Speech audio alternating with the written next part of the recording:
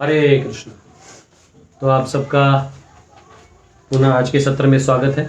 8वें अध्याय में हम लोग प्रवेश कर चुके हैं। नहीं, 8वें में नहीं हुआ ना तक, 8वें में आज हो जाएगा। हाँ। प्रवेश 7वां ऑलमोस्ट खत्म होने पे कल आ गया था। 3-4 श्लोक बचे हैं, तो 7वें अध्याय का रिवीजन करेंगे। 7वें अध्याय का जो ब्रेकअप है, कितने ब्रेकअप हैं, कितने टुकड़ों में हम समझ सकते हैं उनको? 4, 5, 6 कितना है? 6 है। पहले जो श्लोक है इसमें भगवान क्या बता रहे हैं?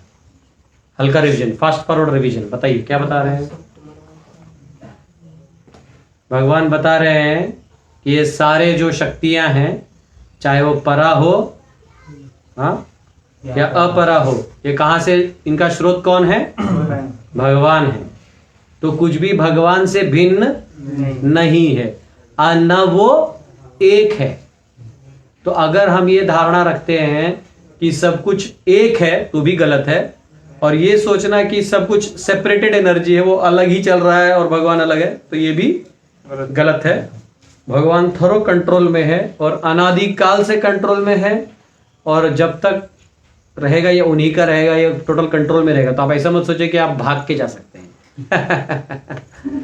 तो फिर इसके ऊपर जो 7वां अध्याय है, तो ऑलरेडी 6ठे अध्याय के अंत में भगवान ने बता दिया था, योगी नाम अपि सर्वेशाम मद्गतेन अंतरात्मना श्रद्धावान भजते यो माम समयुक्त तमोमतः। 6:47 में भगवान ने बताया कि सभी योगियों में सबसे श्रेष्ठ योगी कौन है?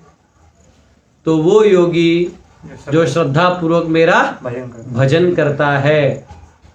समय युक्त तमोमतः, मेरे सभी युक्तों में, क्योंकि युक्त यानी जुड़ना, योग यानी युक्त, युक्त युज धातु से आता है। युज यानी युक्त, यानी जो जुड़ जाएगा। किससे जुड़ेगा? आत्मा किससे जुड़ेगा? लोहा का टुकड़ा किससे चिपकेगा? चुंबक से। तो स्वाभाविक है, अगर दूर भी है, अगर समझो चुंबक है, यहाँ पे हम लोग साइंस में देखते थे ना, नॉर्थ है और ये साउथ है, तो एक मैग्नेटिक फील्ड ऐसा बनता है।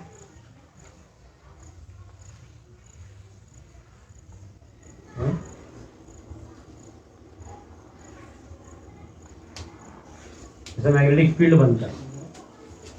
अगर ये आपका चुंबक है, ये फील्ड बनता है, तो ये भी फील्ड के अंदर है। धीरे धीरे क्या होगा, अगर यहाँ कोई लोहे का चुंबक का टुकड़ा, लोहे का टुकड़ा यहाँ है और ये चुंबक है, तो क्या होगा? धीरे धीरे अंदर टप टप करोगे तो क्या होगा? धीरे धीरे आगे आगे आगे आगे आगे आगे आगे आगे आगे आगे, और जितना नजदीक है उतना खींचा उसका जोर से बढ़ता जाएगा। तो यहाँ से यहाँ आने में जन्म भी लग सकते हैं कई, यहाँ से यहाँ आने में कुछ जन्म लग सकते हैं। तो इसलिए कहा गया बहुनाम जन्म नाम अंते। और भी कहा गया है कि यहाँ बहुत लोग यहाँ तक पहुंच जाते हैं, यहाँ से यहाँ तक पहुंच जाते हैं, लेकिन यहाँ से यहाँ को बहुत कम पहुंचते हैं। वो इसी अध्याय के 3रे श्लोक में कहा गया, क्या कहा गया है? मनुष्याणाम सहस्रेषु कश्चिद यतति सिद्धये यततामपि सिद्धानाम कश्चिन माम वेत्ति तत्वतः। मुझे तत्वतः समझने वाले बहुत कम है। तत्वतः का मतलब मैंने क्या बताया था कल? भगवान को किस रूप में जानना? नंद नंदन कृष्ण के रूप में जानना। चलो ठीक है, तो ये बताया। तो भगवान 6:47 में अंत करते हैं ये बता के कि सभी में सबसे श्रेष्ठ कौन है? वो मेरा भक्त जो 3 गुणों से परे भक्ति करता है। 2.45 में बताया ना, निस्त्रय गुण्यो भवार्जुना। तो कल मैंने आपको बताया कि इधर की देखो, 3, आप भगवान को 3 गुणों के माध्यम से समझने का प्रयास करेंगे तो समझ में आएंगे क्या? नहीं।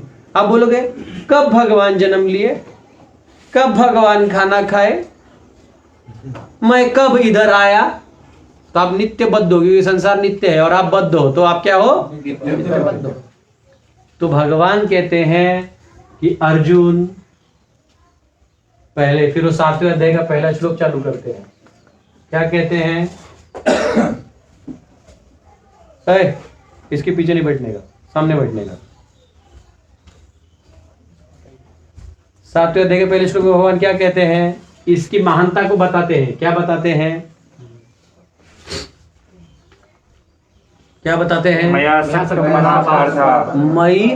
आसक्त। मई आसक्त क्या मतलब क्या हुआ? मई आसक्त है ना, तो ये हो गया मई प्लस आसक्त। थोड़ा थोड़ा केशवंत का क्लास हम ले लेते हैं। तो ये क्या हो जाएगा? मेरे आसक्त। मई आसक्त। एक्चुअली ना संधि बहुत आसान होता है, बस आपको वो फ्लो में बोल दीजिए, संधि बन जाता है। जैसे आपको बताऊं, अब ये मई आसक्त बोलिए, मई आसक्त मई आसक्त मई आसक्त बोलिए तो मई आसक्त। मई आसक्त मई आसक्त मई आसक्त मई आसक्त आ गया। संधि अगर आपको वैसे भी नहीं आता है ना एग्जाम में, तो बस बोलते जाइए बन जाएगा। जैसे और क्या कर सकते हैं आप? सत जुड़ चर सच्चर। अरे हाँ, कौन सा बोलना है? सत जुड़ चर सच्चर सच्चर हाँ, जैसे सत और चर चर, तो क्या बन जाएगा? सच्चर सच्चर सच्चर। तो ये ऐसी भी संधि नहीं आपको बता दो। निश्चितम। नहीं, ता क्या हो जाएगा वो? प्रसादात, रुको, प्रसादात प्लस न, यस्य प्रसादात न गति को, तो हम लोग आते हैं ना मंगल आरती में। हाँ, तो क्या होगा? यस्य प्रसादात न प्रसादान न प्रसादान न प्रसादान न प्रसादान, तो का क्या हो जाएगा? न हो जाएगा। अनुनासिक। या फिर अगर हाँ इसी में त्रिक्षण है। हाँ, योगी नाम अपि, तो नाम आधा है, म आधा है, और अपि नाम अपि, योगी नाम अपि। तो ऐसा संधि बहुत आसान नहीं हो हमारा। डिविएशन नहीं होने का, हरि बोल। अपना अपना करते हुए करो, भले ही कच्चा करो, दूसरे का अच्छा करने से। ऐसे आज क्लास नहीं है ना प्रभु जी का, तो मैं थोड़ा सा उसमें उनका कल 2 टाइम लिया ना उनका, तो कुछ ऋण गुरु जी को। तो भगवान क्या कह रहे हैं यहाँ पे? मैया आसक्त मन पार्थ, वो क्या करता है? मुझ में आसक्त है। तो कल मैंने आप सबको बताया कि इसमें 3 गुणों से परे जो भक्ति किया जा रहा है, और हमारे लैडर में बहुत कुछ हमने सीखा था। जैसे हमने, चलिए रट्टा मारिए, पूरा रट्टा आना चाहिए। क्या है? ये ना इंग्लिश में लिख देता हूँ, फटाफट बताना मुझे। हिंदी में ना मुझे बहुत दिमाग लगाना होगा। ठीक है, आप लोग इंग्लिश में लिख सकते हैं, हिंदी में लिख सकते हैं। कर्म कांड से फिर क्या आता है? सकाम कर्म। फिर आएगा निष्काम कर्मयोग। निष्काम कर्मयोग। एक्चुअली क्या है ना, इस सकाम के अंदर ही निष्काम का भी आप डाल सकते हैं। निष्काम कर्म भी होता है, ऐसा नहीं कि इसको काम में कर्म भी बोलते हैं, और निष्काम इसका एक हायर लेवल हो गया, जो जस्ट इसके यहाँ तक का, यहाँ का लोएस्ट, यहाँ का हाईएस्ट होगा। तो निष्काम करते वक्त ना आदमी ऐसे निष्काम नहीं कर पाएगा, वो इमीडिएटली मतलब किसी सुपीरियर को मान लेता अपने माइंड में, मतलब मुझसे बड़ा कोई है, नहीं तो पकड़ा जाएगा, फ्रस्ट्रेशन हो जाएगा। तो इसलिए ये निष्काम कर्म योग में आ जाता है, भले वो मैग्नेटिक फील्ड के बहुत दूरी क्यों ना हो। ठीक है, आप में से जो लेट आए उनको बता देता हूँ। हमने उदाहरण लिया, जैसे लोहा का चुंबक होता है ना, उसके मैग्नेटिक फील्ड होता है ना, बड़ा बड़ा बड़ा बड़ा, तो जितना दूर होता है तो वो फ्लक्स वीक होता है। ठीक है, तो निष्काम कर्म योग, तो निष्काम करने से क्या प्राप्ति होगी? ज्ञान प्राप्ति होगी, और ज्ञान योग कहा जाएगा। ज्ञान से क्या होगा? ये निष्काम और ज्ञान का मतलब एक है करके हमने देखा था साइकिल। फिर क्या बनेगा उसका? ध्यान। ध्यान योग, परमात्मा दर्शन होगा यहाँ तक। तो यहां से यहां तक है ना, यहां से यहां तक जो है वो ब्रह्मन और परमात्मा दोनों का इधर समावेश होगा। यानी इधर वो मतलब हम भगवान के 3 साक्षात्कार है ना, ब्रह्म परमात्मा और भगवान। तो जनरली यहाँ से यहाँ वर्णाश्रम में देखा तो यहाँ से यहाँ क्या होते हैं? गृहस्थ होते हैं। इसके ऊपर जो होने लगता है वो ये ऑलमोस्ट वानप्रस्थ फिर संन्यास, ये छोड़ ही के जाना होगा आपको। ऐसे नहीं कि ध्यान में अपनी बीवी को साइड में बिठा है ऐसे नहीं हो सकता। नहीं कर पाओगे, ठीक है ना। ध्यान के ऊपर क्या है? भक्ति भक्ति योग। भक्ति हमने कल देखा, बराबर, मतलब ये हमने पहले देखा है। लेकिन अब भगवान जो बोल रहे हैं वो 7.1 में ही इस भक्ति का भी लैडर है जो मैंने कल आपको समझाया, याद है? भक्ति का लैडर समझाया था, मैं ये पोस्ट दे रहा हूं, ठीक है? तो अब इसको बोलते हैं जब यहां पे जो भी कार्यरत होता है उसको भगवान के प्रति बहुत प्रेम होता है। बात समझिए, यहां तप है, क्या है? तप है। यहां इंट है, बुद्धि प्रधान है। यहां कर्म है, अभी भी वो क्रिया कर रहा है, ज्ञान आ रहा है, पर यहां से ट्रांजिशन होगा तो यहां के लेवल पे वो, तो ये कर्म प्रधान करता बना। अरे भाई, कर्म प्रधान यानी उस कर, यहां जीव की तो बात सबकी हो रही है, कर्ता कर्ता के बीच में ला रहा है, फालतू में डांट कर रहा है। उधर मेरे को जानते हुए डिस्टर्ब मत करिए, बोल दिया था मैंने पहले 6 चैप्टर में, तभी तो क्वेश्चन नहीं पूछा।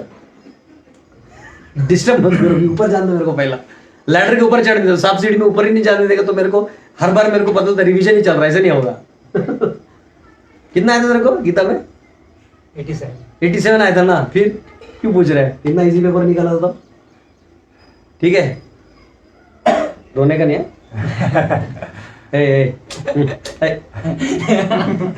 ये भक्ति योग का एग्जांपल है। अगर कोई नहीं रो रहा है और उसको वो मतलब लाइक किसी के सामने चला गया और वो अरे मत रो यार, अरे ओह गले लगा ले, झूठों का, उसको रोना नहीं आ रहा है फिर भी वो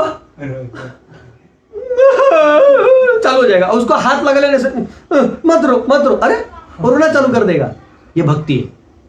भक्ति योग में एक्चुअली जब आदमी एंट्री मारता है ना, पूरा एक्टर होता है, उसमें भक्ति नाम का चीज वो सिर्फ धोती कुर्ता पहनता है, उसी में उसको लगता है वाह मैं डिवोटी हो गया, और पहले दिन चंदन वंदन लगाते हो ठंडा लगता है, ओहो। भगवान कुछ नहीं बोलते, भगवान पूरा तुम्हारा एक्टिंग देखते हैं, लेकिन भगवान क्या करते हैं? आपको गले लगा लेते हैं। गले लगाने से क्या होता है? एक्चुअली आपकी आंखों में जो आंसू नहीं भी था, यानी आपके हृदय में जो भक्ति वो भी भगवान ने करके श्रवण। इसलिए क्या समझाते हैं भगवान इस 7वें अध्याय में? इतना लंबा चौड़ा पढ़ा ना, कहां से भक्ति चालू होता है? कान से नहीं, श्रवण से। कान, कई लोग तो बहरे होते हैं, थोड़ी उनका कान से होता है चालू। श्रवण यानी वो समझ जाता है बात, श्रवण यानी मन से समझ जाना है कि क्या सत्य है, क्या सत्य। तो ये भक्ति योग का टॉपोजिट इसमें आ रहा था। तो यहाँ क्या प्रधान है? कर्म। क्या प्रधान है स्वामी जी? कर्म। यहाँ क्या प्रधान है? ज्ञान। कर्म यहाँ भी है, ये निष्क्रिय थोड़ी है। भगवान इसलिए तो बोलते तुम निष्क्रिय नहीं मत होना, ये नहीं कि मैं ज्ञान हो गया तब निष्क्रिय हो गया। यही गलती सब लोग करते हैं भक्ति में भी। अब मैं भक्त हो गया, मुझे कुछ करने की जरूरत नहीं। ये बकवास क्वेश्चन सबको आता है। प्रभु जी अब तो हम डिवोटी हो गए तो हमारे साथ ऐसा बुरा क्यों हो रहा है? भाई ये कौन बोला तो ये बुरा नहीं होगा? इधर सबसे ज्यादा बुरा होता है, क्योंकि भगवान इतना प्रेम करते हैं इसको, वो बोलते इसका जितना प्रारब्ध है सब झटाझट खत्म करो। हाँ, ये बहुत परेशान रहता है भक्ति में आता, अंदर से हृदय एकदम खुश होता है, अब बाहर से परेशानी है परेशानी। हाँ, इसकी पत्नी जितना इसको तकलीफ नहीं देती, इसे डबल देती है। संसार से जितना समस्या यहां नहीं आता है, इसको आने लगता है। कोई भी सुख का नहीं, सबके लोन क्लियर कर दे तो एक का लोन वाला जाता है कि मेरा लोन बचा है। अरे क्या है यार, कहां बचा था तेरा? तू इतना दिन से क्यों सोया था? तो ये ऐसा रहता है। तो ये भक्ति योग जो है फास्ट फॉरवर्ड है। तो यहाँ क्या है? कर्म प्रधान, ज्ञान प्रधान, और यहाँ ध्यान या तप प्रधान है। यहाँ तीनों भी एक तरह से कर्म प्रधान है। लेकिन यहाँ पे निस्त्रय गुणों के लेवल पे जाने के लिए आपको क्या चाहिए? कल मैंने आपको बताया क्या चाहिए? कौन सा स्टोरी बताया था? हाँ, डैम। डैम का क्या किया था? हाँ, माता जी डैम में वो चल के जाती है राम का नाम लेके। बोलो श्री रामचंद्र भगवान की। रामचंद्र रघुवीरा, रामचंद्र रणधीरा, रामचंद्र रघुवीरा, रामचंद्र रणधीरा, राम रामचंद्र रघुनाथ, रामचंद्र जगन्नाथ, रामचंद्र रघुनाथ, रामचंद्र जगन्नाथ, रामचंद्र मम बंधु, रामचंद्र दय सिंधु, रामचंद्र मम बंधु, रामचंद्र दय सिंधु।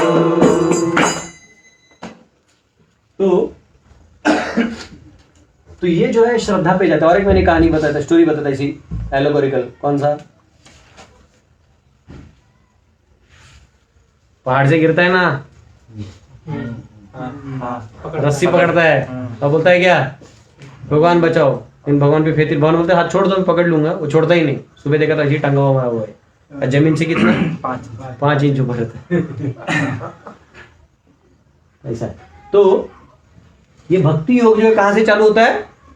ये श्रद्धा प्रधान है। क्या प्रधान है? श्रद्धा प्रधान कह सकते हो। और उसका रूपात्मक कहो तो भाव या भगवान के प्रति प्रेम का प्राधान्यता है। इसलिए जनरली प्रभुपाद समझाते हैं कि माताजी लोगों को इसमें ज्यादा प्रवेश हो जाता है। अब देखो, निष्काम कर्म योग करने बोले तो माताजी लोग पहले भाग जाते हैं। बोले बा अपना घर ऐश्वर्य कौन छोड़ेगा? जंगल में कौन जाएगा? मेकअप है ही नहीं वहां पे। वो लोग ध्यान योग भी करेगा तो आईलैश वगैरह लगा के, आई शुड लुक गुड। तो कैसे होगा? लेकिन ये बहुत आसान है उनके लिए, क्योंकि ऑलरेडी वो भावुक होते हैं। आदमी में अहंकार ज्यादा होता है, भाव रखना थोड़ा भाव रहता है उसको, लेकिन थोड़ा दबा दबा टाइप रहता है। वो प्रेम भी करता है ना तो दिखता नहीं जल्दी से। बोला हाँ पैसा दे देता है, प्रेमी है तब तो पैसा दिया घर वालों को, कमाया वो पैसा देता है, लेकिन वो दिखता नहीं है, वो एक्सप्रेस नहीं कर पाता। तो ये लेवल जो है, ये भाव जो है, ये रहेगा तो ही आप इसमें बहुत अच्छे से प्रवेश कर सकते हो। तो भगवान कह रहे हैं ये 7.1 में क्या कह रहे हैं? वो क्या है? मेरा टोटल भक्त है, मई आसक्त है, मुझे पूरा मतलब वो एकदम इनग्रॉस हो चुका है, प्राप्त करने की इच्छा छोड़ो, पूरा मेरे बिना रह नहीं पाएगा। तो उस स्टेज को कहते हैं केवल भक्ति। क्या कहते हैं? केवल भक्ति। केवल। उसको क्या चाहिए? कुछ नहीं चाहिए, बस केवल कुछ तो चाहिए ना, ऐसे कुछ नहीं चाहिए। मतलब केवल क्या चाहिए? भक्ति चाहिए। बोले हम कुछ नहीं चाहिए। बोले ऐसे नहीं होगा। भगवान सामने आए तो कुछ मांगो ना मांगो, क्या मांगोगे? कि आपके शरण में आश्रय दीजिए, आपका सदैव वास हो, आपके भक्तों का मुझे सेवा मिले, है ना। मैं आपको भूल भी जाए तो आप मुझे मन ना भूलें। हाँ,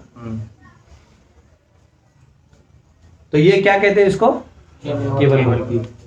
और सबसे नीचे आता है क्या है? सकाम मिश्र सकाम मिश्र भक्ति। भक्ति। सकाम मिश्र भक्ति में कौन कौन आते हैं? याद है? आर्थ जिज्ञासु। हाँ, अर्थ पहले तीन क्या? आर्थ जिज्ञासु अर्थार्थी, ये हमने कल पढ़ा। मैं इसलिए लिख रहा हूँ ना, कल मैं बैठ के बता रहा था, लेकिन अभी ये बताना जरूरी है क्योंकि हम 8वीं में भी प्रवेश करने वाले ना।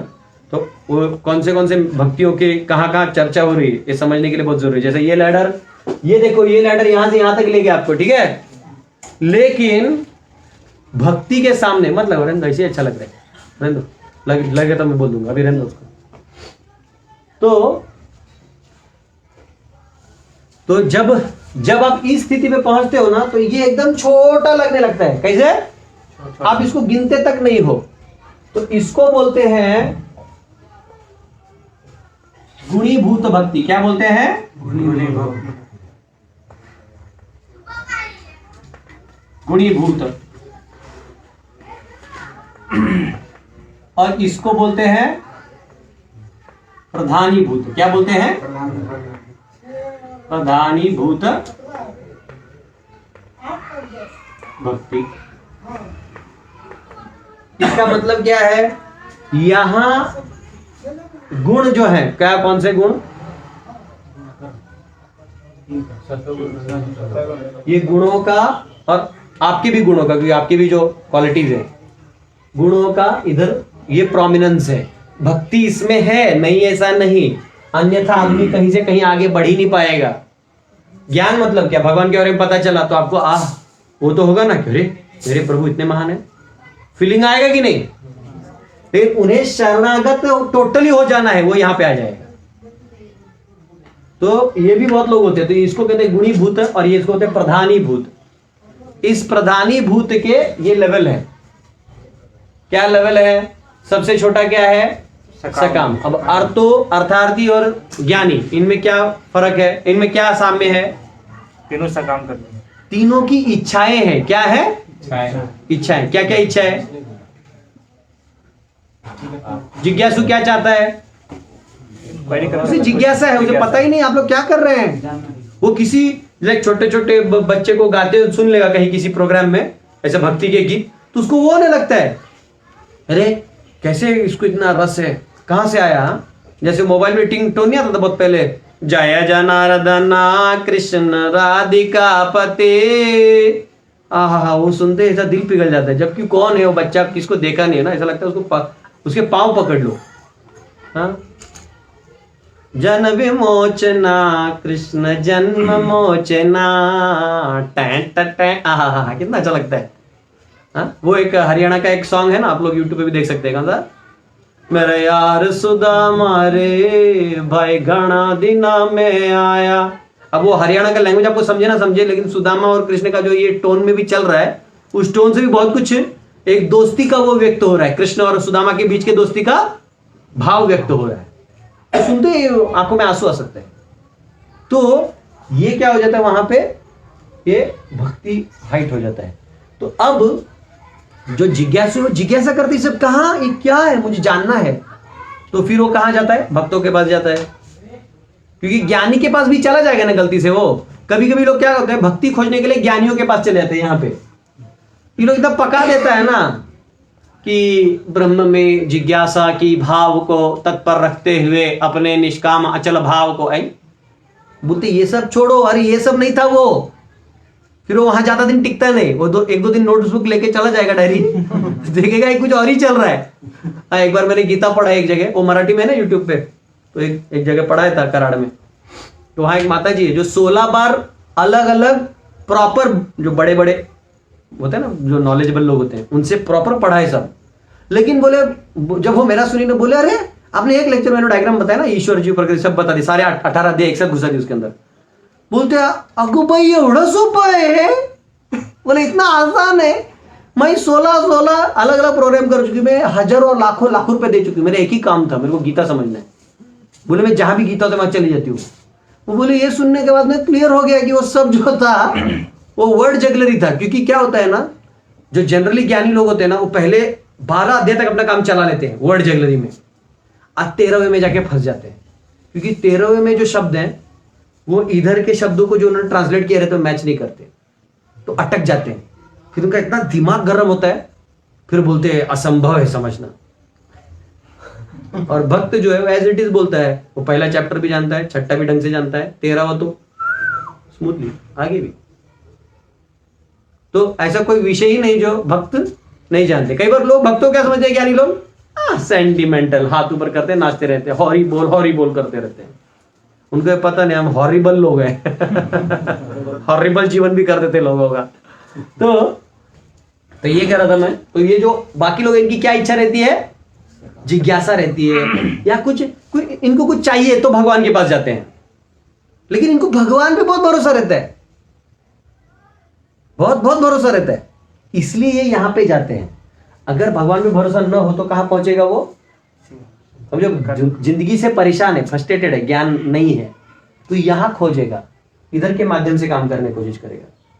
कई लोग देखो बहुत सकामी रहते, बहुत काम करते लेकिन बाद में से अनुभव आता है तो चुपचाप निष्कामी रहते। बोले सब करके फायदा नहीं, ये कितना भी घर वालों को पैसा लाके तो लास्ट में रोते ही रहते हैं। जैसे हमारे गुरुकुल के बच्चों ने 5 टाइम खिलाओ तो भी 6ठे टाइम वो चोरी ही करते हैं। तो ऐसा है, क्योंकि वो बच्चे है, वो स्वभाव है। तो अतृप्त जो होता है, जिसकी इच्छाएं बहुत है, उसको कितना भी आहुति डालो तो वो समझ जाता है, निष्काम में पहुंचता है। लेकिन यहाँ पे क्या है, ये सकाम में भगवान इतने दयालु हैं, भागवत में कहा गया अकाम सर्व कामो वा मोक्ष काम उदारदी तीव्रेण भक्ति। आपके सच्चे माता, जैसे सच्चे माँ बाप है, अगर बच्चा बोले मम्मी मुझे मट्टी खाना है, लाल वाला मट्टी बहुत अच्छा है, माँ खाने देगी? बाहर का दुकान वाला होगा, क्या बोलेगा? नहीं बेटा नहीं खाते, नहीं खाते ना, मैं खाऊंगा। बेटा नहीं खाते, एक दो बार समझाएगा, वो भी खा लिया तो कुछ नहीं बोलेगा, यार तेरा तू दे। क्योंकि उसको इन पापा बोलेंगे क्या हुए, वो थोड़ा कट आगे। आगे। Alright. तो वो क्या होगा कि वो भगवान शायद ना मेरा कुछ डेटा नहीं देना चाहते भगवान लोगों को, तो बोलते इधर काट दो इसका थोड़ा। तो इसको क्या कहते हैं? सकाम मिश्र भक्ति। इसके आगे क्या आता है? निष्काम मिश्र भक्ति। तो ये जो होते हैं ना, ये जो निष्काम मिश्रा जी हैं, ये जो है निष्काम वाला जो है, ये क्या करता है? इसकी इच्छा कुछ नहीं रहती, लेकिन टोटल प्रेम भी नहीं। एक होता है ना कि लाइक प्रेम, प्रेम बोला ना आपको, प्रेम आतुर पागल टाइप, ये प्रेम लेवल पे होता है, थोड़ा प्रेम भाव ये सब आ गया है, लेकिन उतना नहीं। मतलब जो एकदम तीव्रता वाला भागने वाला चीज है वो नहीं है, पागल टाइप। फिर उसके आगे कौन सा होता है? ज्ञान मिश्र।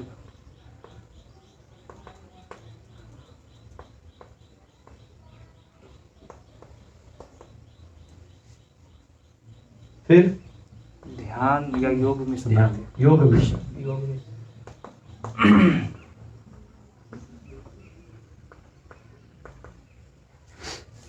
ठीक है, और फिर मोक्ष काम भक्ति।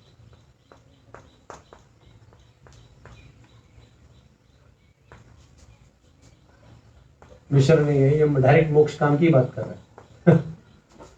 लिबरेशन जो भी आने वाला है 729 में, ये आने वाला है। जैसे ये और ये आप कर सकते हो 716 का चौथा वाला, बराबर। हाँ, ये 7.1, हाँ ये 7.29, और ये 8वें अध्याय में आएगा। 8वें में ये आएगा और 8वें में ये भी आएगा। और 12 में ये सब आएंगे। फिर 90 में भी इनका अपना अपना बात आएगा, कहाँ क्या है, ये सब यहाँ पे आएगा। तो ये आपको समझ में आ गया? कुछ दिक्कत? ये कल मैंने आपको नीचे बैठ के पढ़ा है, तो मैंने सोचा एक बार लिख देता हूं। अब ये लैडर जो है, अब इसमें ना आपको टेंशन नहीं लेना है, बहुत आनंद की बात है इसमें। सुनो सुनो भाई, तो बोलो भालो का एक बहुत भालो वाला आइटम बताऊंगा। कल एक कोई तो भक्त मुझे बोला, प्रभु जी बहुत टेंशन आ गया सुन के कि मैं सकाम भक्त हूं। अब मेरे को कितना जना लगेगा केवल भक्ति करने के लिए। मैंने आपको एक चीज समझाया, तो लोचुंबक इसलिए बनाया था मैंने, ये आप नोट डाउन कर लीजिए, फिर मैं बताता हूं।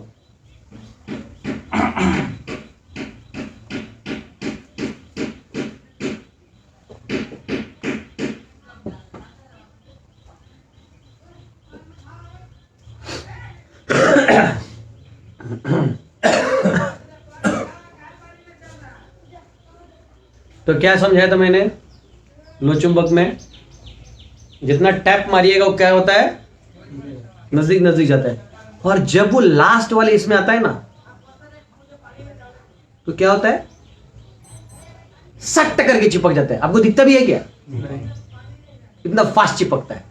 तो यहां से यहां जाने में आप एक जन्म में भी पार हो जाइएगा। आप यहां हैं और आप बोलो भक्ति योग की जय। धीरे धीरे भगवान के प्रति आपको जो प्रेम है बढ़ने लगता है। श्रवण करते हैं, भगवान के बारे में जानते हैं, आप हरिनाम करने लगते हैं। हरे कृष्णा कृष्णा कृष्णा हरे हरे, हरे राम राम राम हरे हरे। हाँ, आप जब करने लगते हैं तो आपका जो अंदर में हृदय में भगवान के प्रति प्रेम वो जागने लगता है, फिर जुप करके एक जन्म में पा जाएंगे। लेकिन अगर आप तीव्रेण भक्ति योगेन, यानी भक्ति को तीव्रता से ध्यान पूर्वक नहीं करेंगे, तो क्या होगा, अनेक जन्म भी लग सकता है। जैसे कहा गया है कि आप पूरा तुलसी का जंगल खा लीजिए, गंगा का पूरा पानी पी लीजिए, अनेक असंख्य नाम ले लीजिए भगवान के, लेकिन आप सजगता पूर्वक भगवान को एक बार भी नहीं पुकारेंगे तो वो कोई फल का नहीं। एक बार भी अगर आपने प्यार से पुकार दिया प्यार से, सच में। लेकिन वो प्यार हो गया, उसके बाद ये कैसे मालूम है, जुप करके जाता है। क्योंकि जनरली अगर कोई यहाँ है ना, तो यहाँ से वो डायरेक्ट चला जाएगा, ये और ये नहीं करेगा। ये और ये थोड़े अलग कैटेगरी है, एक्चुअली ये लैडर में जाएंगे, वैसे जाएंगे नहीं, ये अलग से घुसेगा, ये अलग से घुसेगा। लेकिन ये और ये जो है ना, ये यहाँ से यहाँ तक आ सकता है, ये घुस सकता है। ये ज्ञान वाला जो है वो भी ऊपर घुस सकता है। समझ में आया? चलो अब हम लोग, कल हमने कहाँ तक देखा था, फिर 7वें अध्याय के 25 तक देखा ना। क्या क्या देखा उसमें, वो तो मैंने रिवाइज कर भी लिया था।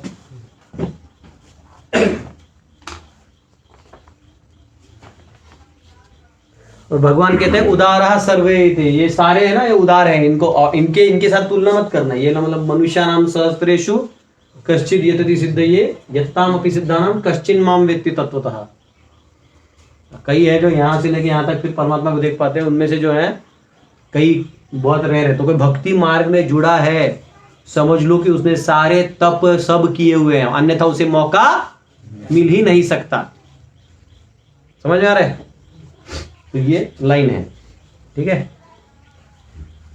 तो 7वें अध्याय हम कहां तक पहुंचे थे हम लोग? 25 हो गया था। ओके, मैंने वो बताया था ना, माया जवनिका छन्नम। हाँ, भगवान क्या कहते हैं? हाँ, वो सेक्शन क्या है जहां भगवान कहते हैं कि जो देवताओं के पास भी जाता है तो कहां से आता है, उसको शक्ति सारा और बोले जो अव्यक्तवादी है वो क्या नहीं जानता, क्योंकि मेरे से आ रहा है। मैं वो ये सोचता है कि मैं अव्यक्त से व्यक्त हो गया। वो कम बुद्धि वाला है। अल्प बुद्धि वाला तो देवताओं के वाला है। ये क्या इसको बोला गया है? बुद्धिहीन कहा गया है, क्योंकि इसको ये पता ही नहीं, तो गलत धारणा है। कम से कम देवता वाला क्या है ना, देवता है भी, लेकिन वो कम बुद्धि वाला, क्योंकि जब वही चीज मेरे पास मिल जाएगा तो वहां क्यों जा रहे हैं। यानी ये लोग तो फंसे हुए हैं, ठीक है ना।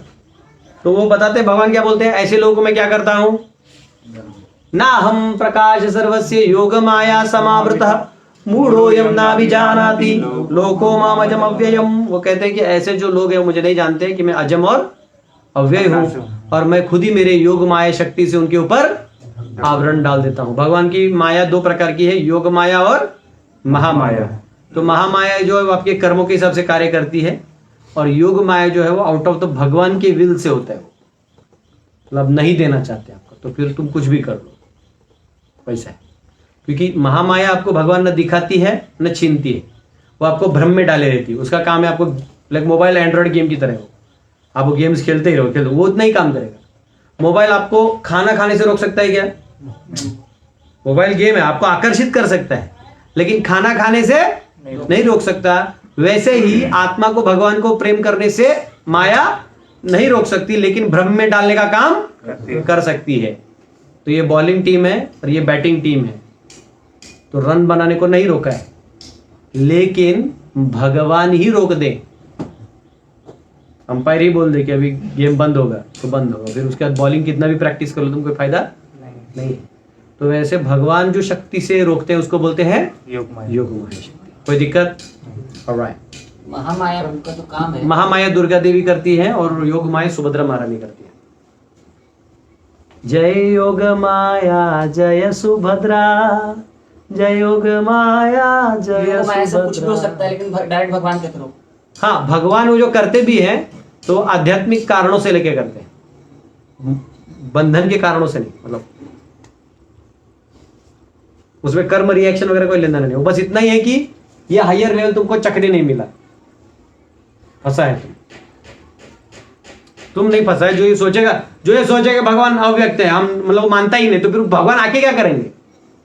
वो अपमान ही करेगा। भगवान बोलते फिर ठीक है, तुम समझ रहे हो ना। जैसे कोई गांव है, वो इलेक्शन के टाइम एक आदमी को वोट नहीं दिया और उसके खिलाफ बहुत गाली गलौज किया, अब गलती से वो आदमी जीत गया,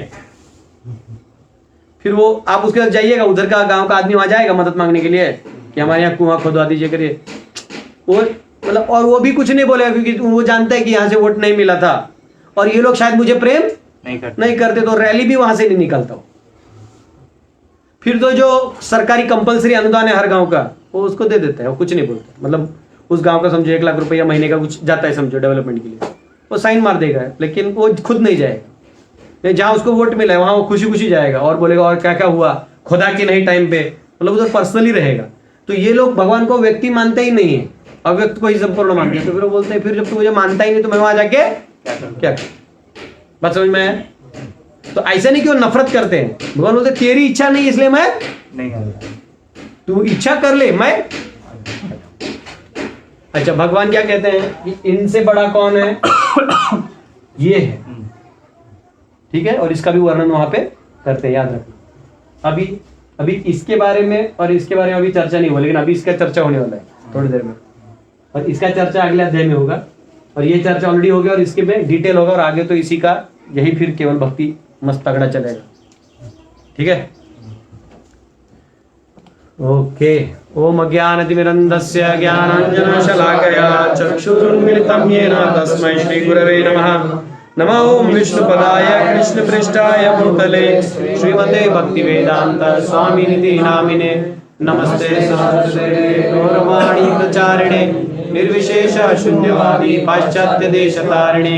जय श्री कृष्ण चैतन्य प्रभु नित्यानंद श्री अद्वैत गदाधर शिवासादि गौर भक्त वृंद। हरे कृष्णा कृष्णा कृष्णा हरे हरे, हरे राम राम राम हरे हरे, हरे कृष्ण। ठीक है, 26वां श्लोक खोलिए। वेदाहं समतितानि वर्तमानानि चार्जुन भविष्याणि च भूतानि मां तु वेद न कश्चन। हे अर्जुन, श्री भगवान होने के नाते मैं जो कुछ भूतकाल में घटित हो चुका है, जो वर्तमान में घटित हो रहा है और जो आगे होने वाला है, वह सब कुछ जानता हूं। मैं समस्त जीवों को भी जानता हूं, किंतु मुझे कोई नहीं जानता। आपके पास गीता नहीं प्रभु? खोला आपने? देखो तो कौन सा पन्ना खोला इसमें?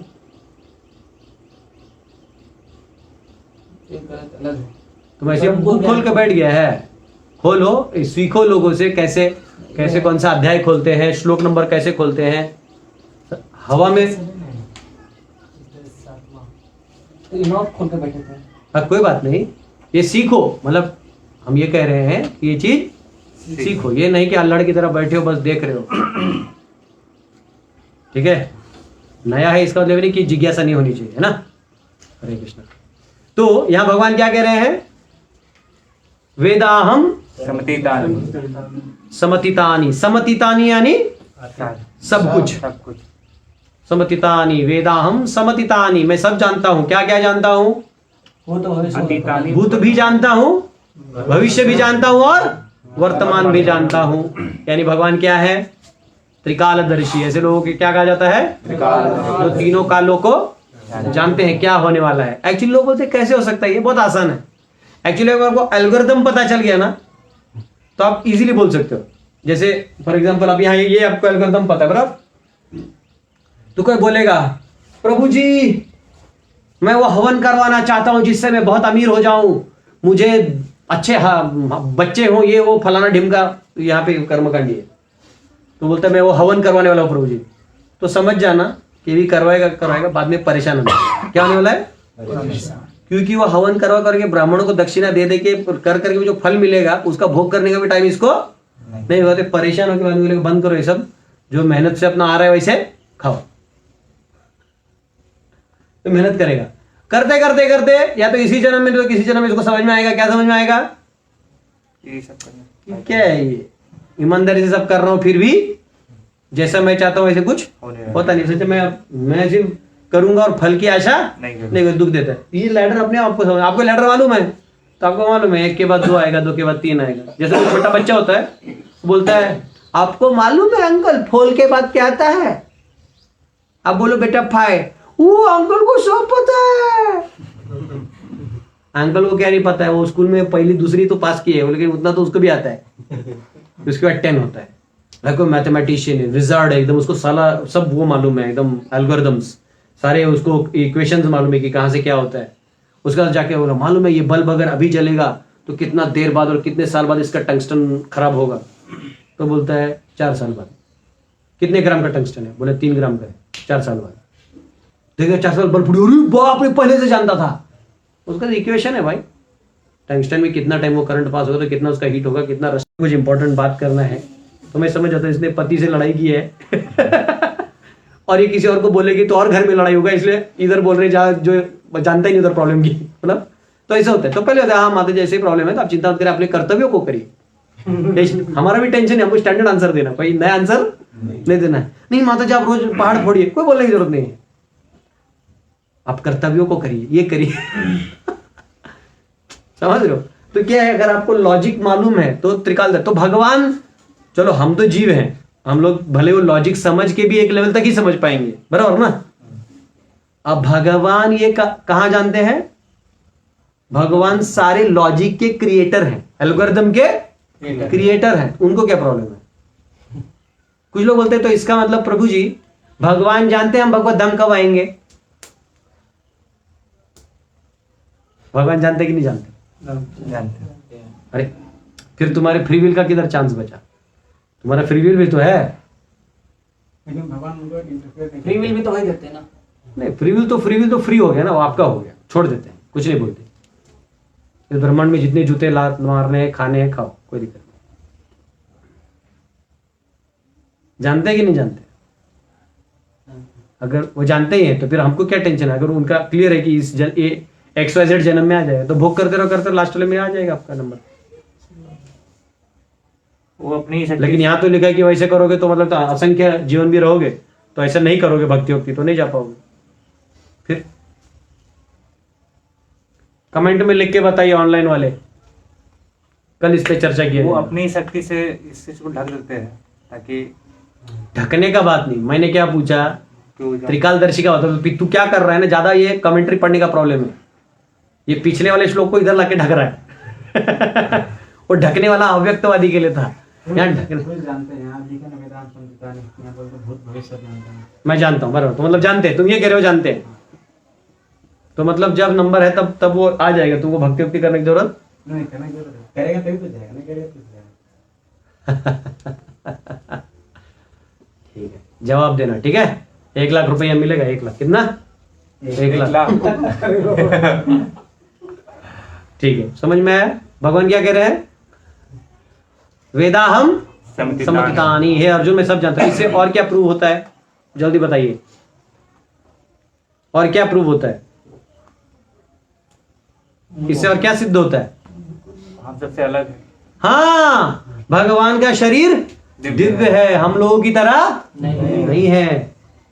अर्जुन को कहा था ना चौथे अध्याय में, क्या कहा था? मैं सब जानता हूं, तू नहीं जानते। ये जीवन जानता है, अगला जीवन पिछला जीवन कुछ नहीं जानता है। मैं सब जानता हूं, इसका मतलब मेरा वही शरीर है। जैसे मैं इसी शरीर में एक कीड़ा है, वो अभी पैदा हुआ मर गया, फिर इसको देखा, तो मैं सब देख रहा हूं क्योंकि मैं एक ही शरीर में हूं। इसे बदलते भगवान का शरीर क्या है? आध्यात्मिक है, दिव्य है। समझ में आया? वो सच्चिद आनंद है, हमारी तरह इन धातुओं से नहीं बना है। तो कोई बोला लेकिन प्रभु जी एक बार भगवान को लग गया तो खून आ गया। भगवान से पूरा ब्रह्मांड आ रहे तो थोड़ा खून नहीं आ सकता क्या? तुमको मोह में डालने के लिए थोड़ा खून निकल कर नहीं रख सकते? तुमको चर्चा करने के लिए निकाल दिया। तुम लोग कर्मकांडी लोग चर्चा करते रहो। कर्मकांड दर्शन शास्त्रों के लिए कर दिया। कोई बोलता है प्रभु जी भगवान कृष्ण को अग्नि दिया है, मतलब उनका शरीर यहीं रह गया था। आध्यात्मिक शरीर आप लोग बोलते हैं स्वधामोपगते, भगवान दोनों काम नहीं कर सकते क्या? तो मैंने भौतिक बुद्धि से, 3 गुणों की बुद्धि से क्यों भगवान को जान रहे हो? अलग आदमी है, ये भी कर देगा वो भी कर देगा, तुम ढूंढते रह जाओगे। ठीक है, गॉट द पॉइंट। तो यहां कहता है कि वो, हाँ, तो यहां पे कहा गया है कि भगवान सूर्य के समान है और माया उस बादल की तरह है जो सूर्य को ढक दिया। देखो अभी कैसे हमारा बादल ढका हुआ है ना, तो आपको कुछ नहीं, धूप नहीं आ रहा है, लेकिन वो बादल के लाइट से समझ आता है कि पीछे कुछ है ना। वैसे भगवान है ये समझता है, परंतु माया के आवरण से ये सारा हमारा ढका हुआ है। ठीक है, हरे कृष्ण। 27वां लीजिए। इच्छा द्वेष समुत्थेन द्वंद्व मोहेन भारत सर्वभूतानि सम्मोहं सर्गे यान्ति परन्तप। हे भरतवंशी, हे शत्रु विजेता, समस्त जीव जन्म लेकर इच्छा तथा घृणा से उत्पन्न द्वंद्वों से मोहग्रस्त होकर मोह को प्राप्त होते हैं। तो ये मोह को क्यों प्राप्त होते हैं जीव? कि इच्छा और घृणा, 2 चीजों से, इच्छा और घृणा। द्वेष। हाँ, तो घृणा किससे करते हैं? द्वेष किसका? दूसरे जीवों से और वो तो इधर आने के बाद दूसरे जीव ऐसे इधर वाले में भगवान से करते भगवान से करते हैं। और इच्छा क्या करते हैं? भोग करते हैं। भोग करने की, स्वतंत्र भोग करने की इच्छा करते हैं। इच्छा द्वेष समुत्थेन द्वंद्व मोहेन भारत, फिर वो द्वंद्व में गिर जाता है। वो जो द्वंद्व है उसको पता ही नहीं चलता है। द्वंद्व ऐसा है ना, देखो ये बहुत अलग सब्जेक्ट मैटर है, मैं इसको कहाँ बनाऊं, इंपॉर्टेंट है। ये हटा दूं? हाँ ये ऑलमोस्ट समझ में आ ही गया सबको।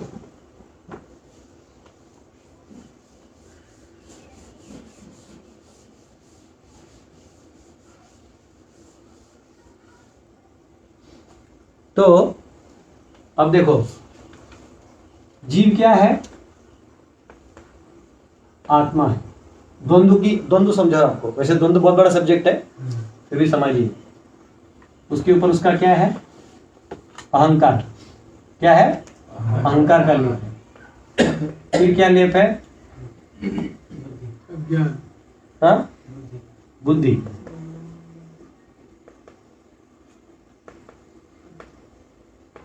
ये सब रट जाना चाहिए। ये जो टर्म्स है ना हमारे, इतने रटे होने चाहिए कि कोई भी चीज आपको इमीडिएटली समझना चाहिए।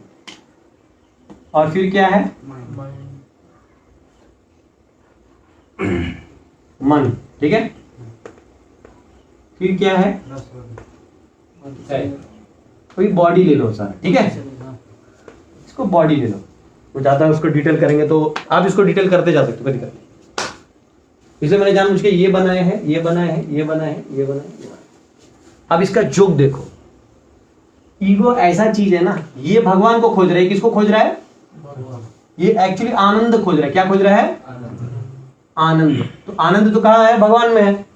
तो बेसिकली लेकिन ये आनंद यहां खोज रहा है, जो है नहीं। लेकिन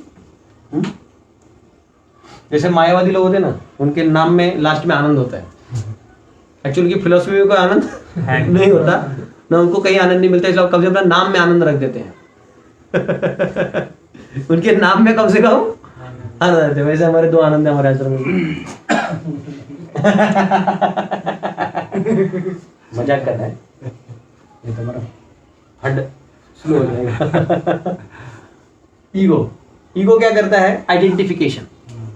इसका प्रॉब्लम क्या है? एक तो हो गया शरीर का आइडेंटिफिकेशन, ये छोड़ो। ये अपने आप को बहुत कुछ मानता है। मैं हिंदू हूं, मैं मुसलमान हूं, मैं क्या बोलता हूं, मैं गोरा हूं, मैं काला हूं, मैं पढ़ा लिखा हूं, मैं अनपढ़ हूं, मैं गरीब हूं, मैं अमीर हूं, ये सब उसके हैं बैकग्राउंड म्यूजिक चलते रहते हैं। देखो यार, तो कितना आइडेंटिफिकेशन है उसका? बहुत सारा। अब इंटेलिजेंस जो है, बुद्धि, ये तर्क मारते रहता है। लेकिन तर्क किस आधार पे मारता है? जो सुना है उसी के आधार पे तर्क मारता है। तो एक टाइम में एक चीज के लिए वो अनेक तर्क निकालता है। बात समझे?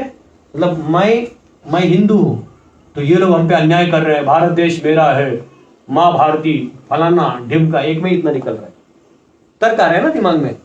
अब मैं गरीब हूं, सरकार की योजनाएं ठीक नहीं, पेट्रोल महंगा हो गया है, ये क्या, ये आपको समझ रहा कैसे ब्रांच फट रहा है? सो उसमें ये मन है। मन का बताया था ना आपको, मन का हाल क्या है? हाँ, बंदर की तरह है। क्या है बंदर? एक पेड़ पे दूसरे पेड़, ये किधर भी स्विच मारता है, कुछ भी मांग सकता है। ये पूर्व अनुभव से कुछ भी मांग सकता है। ऐसा कहते हैं अनकंट्रोल्ड आदमी कैसा होता है? हाँ, वो ऐसा कहते हैं, मरकटस्य सूरापानम, बंदर की तरह। किसकी तरह? मरकट यानी बंदर। मरकटस्य सूरापानम। अगर बंदर दारू पी ले तो क्या होगा? ऑलरेडी वो इस पेड़ से उस पेड़ नाचते रहते हैं, ऑलरेडी उसके हर पेड़ पे एक गर्लफ्रेंड रहते हैं, उसमें वो दारू पी ले तो सोचो क्या होगा? मरकटस्य सूरापानम ततवृश्चिक दंशनम। उसमें अगर उसको बिच्छू काट ले तो क्या होगा? उसको क्या हो रहा है उसको खुद पता नहीं। एक तो पेड़ टू पेड़ जा रहा है, फिर पी भी रहा है, अभी काट कर रहा है। ततवृश्चिक दंशनम तन्मध्ये भूत संचारो। अब गलती से उसके अंदर भूत घुस गया तो सोचो ये मन है। फिर ये मन क्या करेगा? इनसे भी हजारों इच्छाएं, समझ रहे हो? इसलिए देखो ना, 2-2 मिनट में स्विंग होता रहता है, मुझे चाहिए, मुझे नहीं चाहिए। जैसे कोई आदमी आपसे नाराज है, आप उसको पटाने के लिए जाते हो, तो उसके मनपसंद समझो पकोड़े, आप पकोड़े बना के ले जाते हो, हट नहीं खाएंगे। अरे इधर से मन कर रहा है, क्या कर रहा है, खा ले, आ गया दुश्मन है तो क्या, खा ले, नहीं ईगो, खा ले, ईगो, वो फंसा है दोनों में। मैं क्या कम हूं, वो भी आ गया, लेकिन इधर से जिब्बा पानी भी छोड़ रहा है, मैं नहीं खाऊंगा,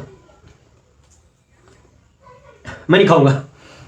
तुम समझ रहे हो उसका द्वंद्व, समझ रहे हो तुम कैसे फंसा हुआ है वो। जिस चीज में उसको सुख दिख रहा है वो भोग नहीं पा रहा है, जिसमें दुख दिख रहा है उसको भोगना लगा हुआ है, जानता है भी है कि क्या सही है क्या गलत है, समझ रहे हो। तो ये मन है, इसके अनेक ब्रांच है, और ये शरीर का अपना एक ट्यून बना हुआ है। शरीर जो है इसके अनेक इंद्रिय हैं और इंद्रिय विषय हैं, जिसके माध्यम से ये अनुभव लेके बैठा है, ये भी अपने अपने एंगल छोड़ते रहता है। द्वंद्व का मतलब है एक साथ इतने सारे चीजों को, ये आत्मा जो आनंद खोज रहा है वो इतने सारे ब्रांच में खोज जारी है उसका, लेकिन मिलता नहीं। इसलिए इसको जो ही कोई बहुत सुंदर दिखता है उसको देखना चाहता है। हाँ क्यों, एक्चुअली आनंद खोज रहा है। सबसे सुंदर कौन है, भगवान। लेकिन इस दुनिया में कोई सुंदर उसको खोज लेता है। कोई बहुत अमीर है तो लेकिन वो KGF के एंट्रू जाता है ना बाहर, जैसा टोंग छत्र लेके आते हैं, तो अरे उनको चाहिए दुनिया, है ना, उसको देखने को लोग चले जाते हैं। क्यों, तो अमीर है। और जैसे मुकेश अंबानी आ गया, अब सब भागते हुए है कि इतना पेट लेके वहां ऐसा इतना झोला लेते लेके दिखने में भी सुंदर है, लेकिन वो रिच है। तो भगवान के गुण को वो दर्शाता है, समझा। तो ऐसे हम क्या एक्चुअली ये इसको खोज रहा है, लेकिन यहाँ पे फंसा हुआ है। क्यों, उसका एक ही कारण है, ये इससे द्वेष कर रहा है ना। जिसके पास है वो उसका ये, तो जिसके पास है उसका जा नहीं रहा है, और जिसके पास नहीं है वहां घूम रहा है। तो क्या होगा, द्वंद्व मोहे न भारत। इसलिए यहाँ अर्जुन को भारत नाम से संबोधित किया गया है कि तुम्हारे जो पूर्वज बहुत बड़े थे, हे भारत, हे भरत के वंशज, थोड़ा सोचो, बड़े रहो। हाँ, द्वंद्व मोहे न भारत, ठीक है, कोई दिक्कत। और इसमें यहाँ पे एक काम, एक मिनट, और यहाँ पे एक भी ये भी कहा गया है कि वो कभी कभी भगवान से एक होने का प्रयास भी करता है, जो एक निरर्थक प्रयास है। और दूसरा यहाँ प्रभुपाद जी समझाते हैं, भागवतम के 11वें स्कंद के 20वें अध्याय के 8वें श्लोक में प्रभुपाद जी ने, आचार्य समझाते हैं कि अगर कोई बहुत अटैच्ड है इधर, तो वो ये वाले लेवल में आ ही नहीं सकता। ये जो प्रधानीभूत भक्ति है, इस स्थिति में वो नहीं आ सकता, क्योंकि यहाँ पे यहाँ का डिटैचमेंट छोड़ना होगा, भगवान को प्राप्त करने की इच्छा करनी होगी, और द्वेष से रहित तो होना होगा। तो द्वंद्व की जो आपके ऊपर समस्याएं हैं, मान सम्मान अपमान, हाँ, गरीबी अमीरी, ये जितने भी अफेक्ट आपके ऊपर होते हैं वो सब धीरे धीरे हट जाएंगे। तो हमको ये नहीं सोचना चाहिए नहीं प्रभु जी मुझे अभी भी प्रॉब्लम होता है, मुझे अहंकारी कुछ बोल देता है तो वो ठीक है, लेकिन आप अगर यहाँ पे प्रामाणिक हो तो धीरे धीरे वो क्या हो जाएगा, वो रोग खत्म होते जाएगा। बात समझ में आया? हाँ बोलो, पूछो, जल्दी पूछो। द्वंद्व मतलब क्या आता है, समझ में आया? तो द्वंद्व मतलब मान, आपको सम्मान मिला तो आपको अच्छा लगा, अपमान मिला तो दुख मिला। तो सुख और दुख द्वंद्व है, दोनों एक साथ।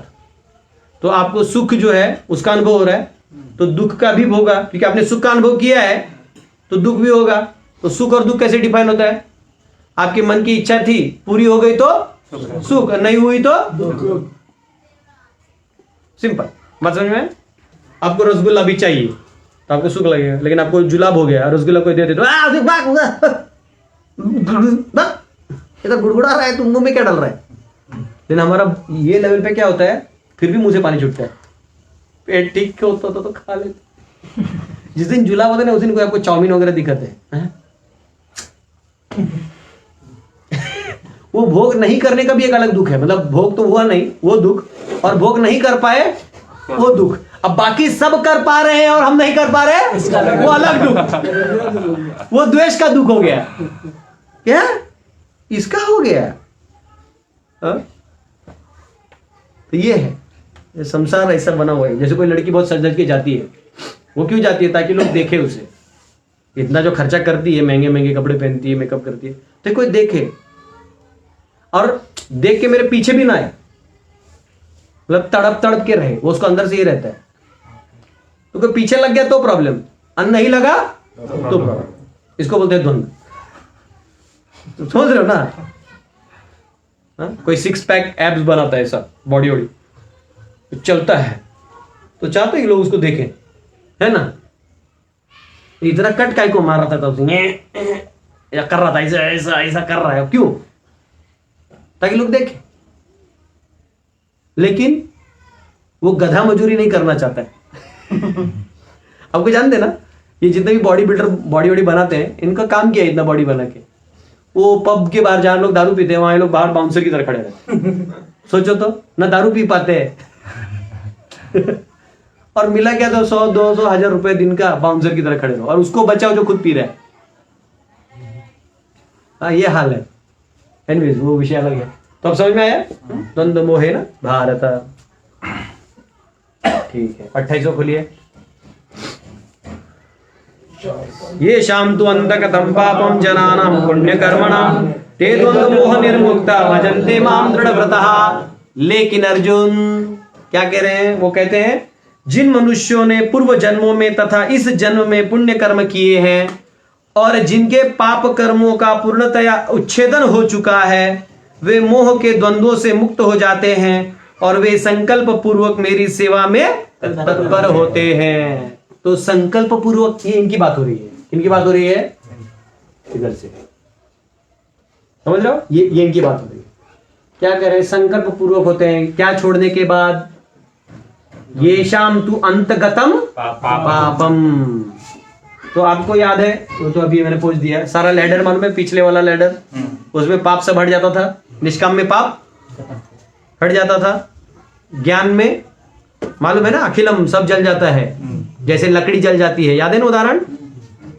तीसरा ध्यान में भी, तो पाप तो इधर से ही जल गया, लेकिन यहाँ क्या चाहिए? भक्ति में पुण्य। पूरा पाप हट जाने के बाद ये पुण्य अलग है, ये पुण्य इज डिवाइन पार्ट है, मैं बताऊंगा। तो ये जो है दृढ़ता आ जाती है। क्या आ जाती है? क्या करने की? वर्ड है अंदर में, श्लोक में क्या वर्ड है? देखो क्या करने की दृढ़ता। हाँ हाँ, दृढ़व्रता का वो क्या क्या किसके लिए दृढ़ व्रत? भजन्ते। समझा? तो यहाँ पे आता है a person who have acted piously in previous lives and in this life, whose sinful actions are completely eradicated and who is freed from dualities and delusion. हाँ, तो previous life मतलब यही जो लैडर में जो पिछले लाइफ थे इनके ऐसे लेवल के, वो हट जाते हैं, तो वो डिटर्मिनेशन के साथ मेरा सेवा करते हैं। तो यहाँ पे कहा गया है कि possibly only for those religious pious conquered sinful reactions and accepted devotional service and rise to Krishna consciousness। ये मैंने समझा दिया आपको। तो श्रीमद् भागवतम में 11वें स्कंद के दूसरे अध्याय के 28वें श्लोक में आता है, विष्णुर भूतानि भूतानाम पावनाय चरन्ति ही। The servants of Vishnu wander about in this world in order to purify the living entities. To liberate one must render service to the devotees. तो यहाँ पे कहा गया है कि अर्जुन ये पूछ सकते हैं कि तो फिर तुम्हारे भक्त यहाँ क्या कर रहे हैं? मतलब वो तो सब हट ही है उनका पाप।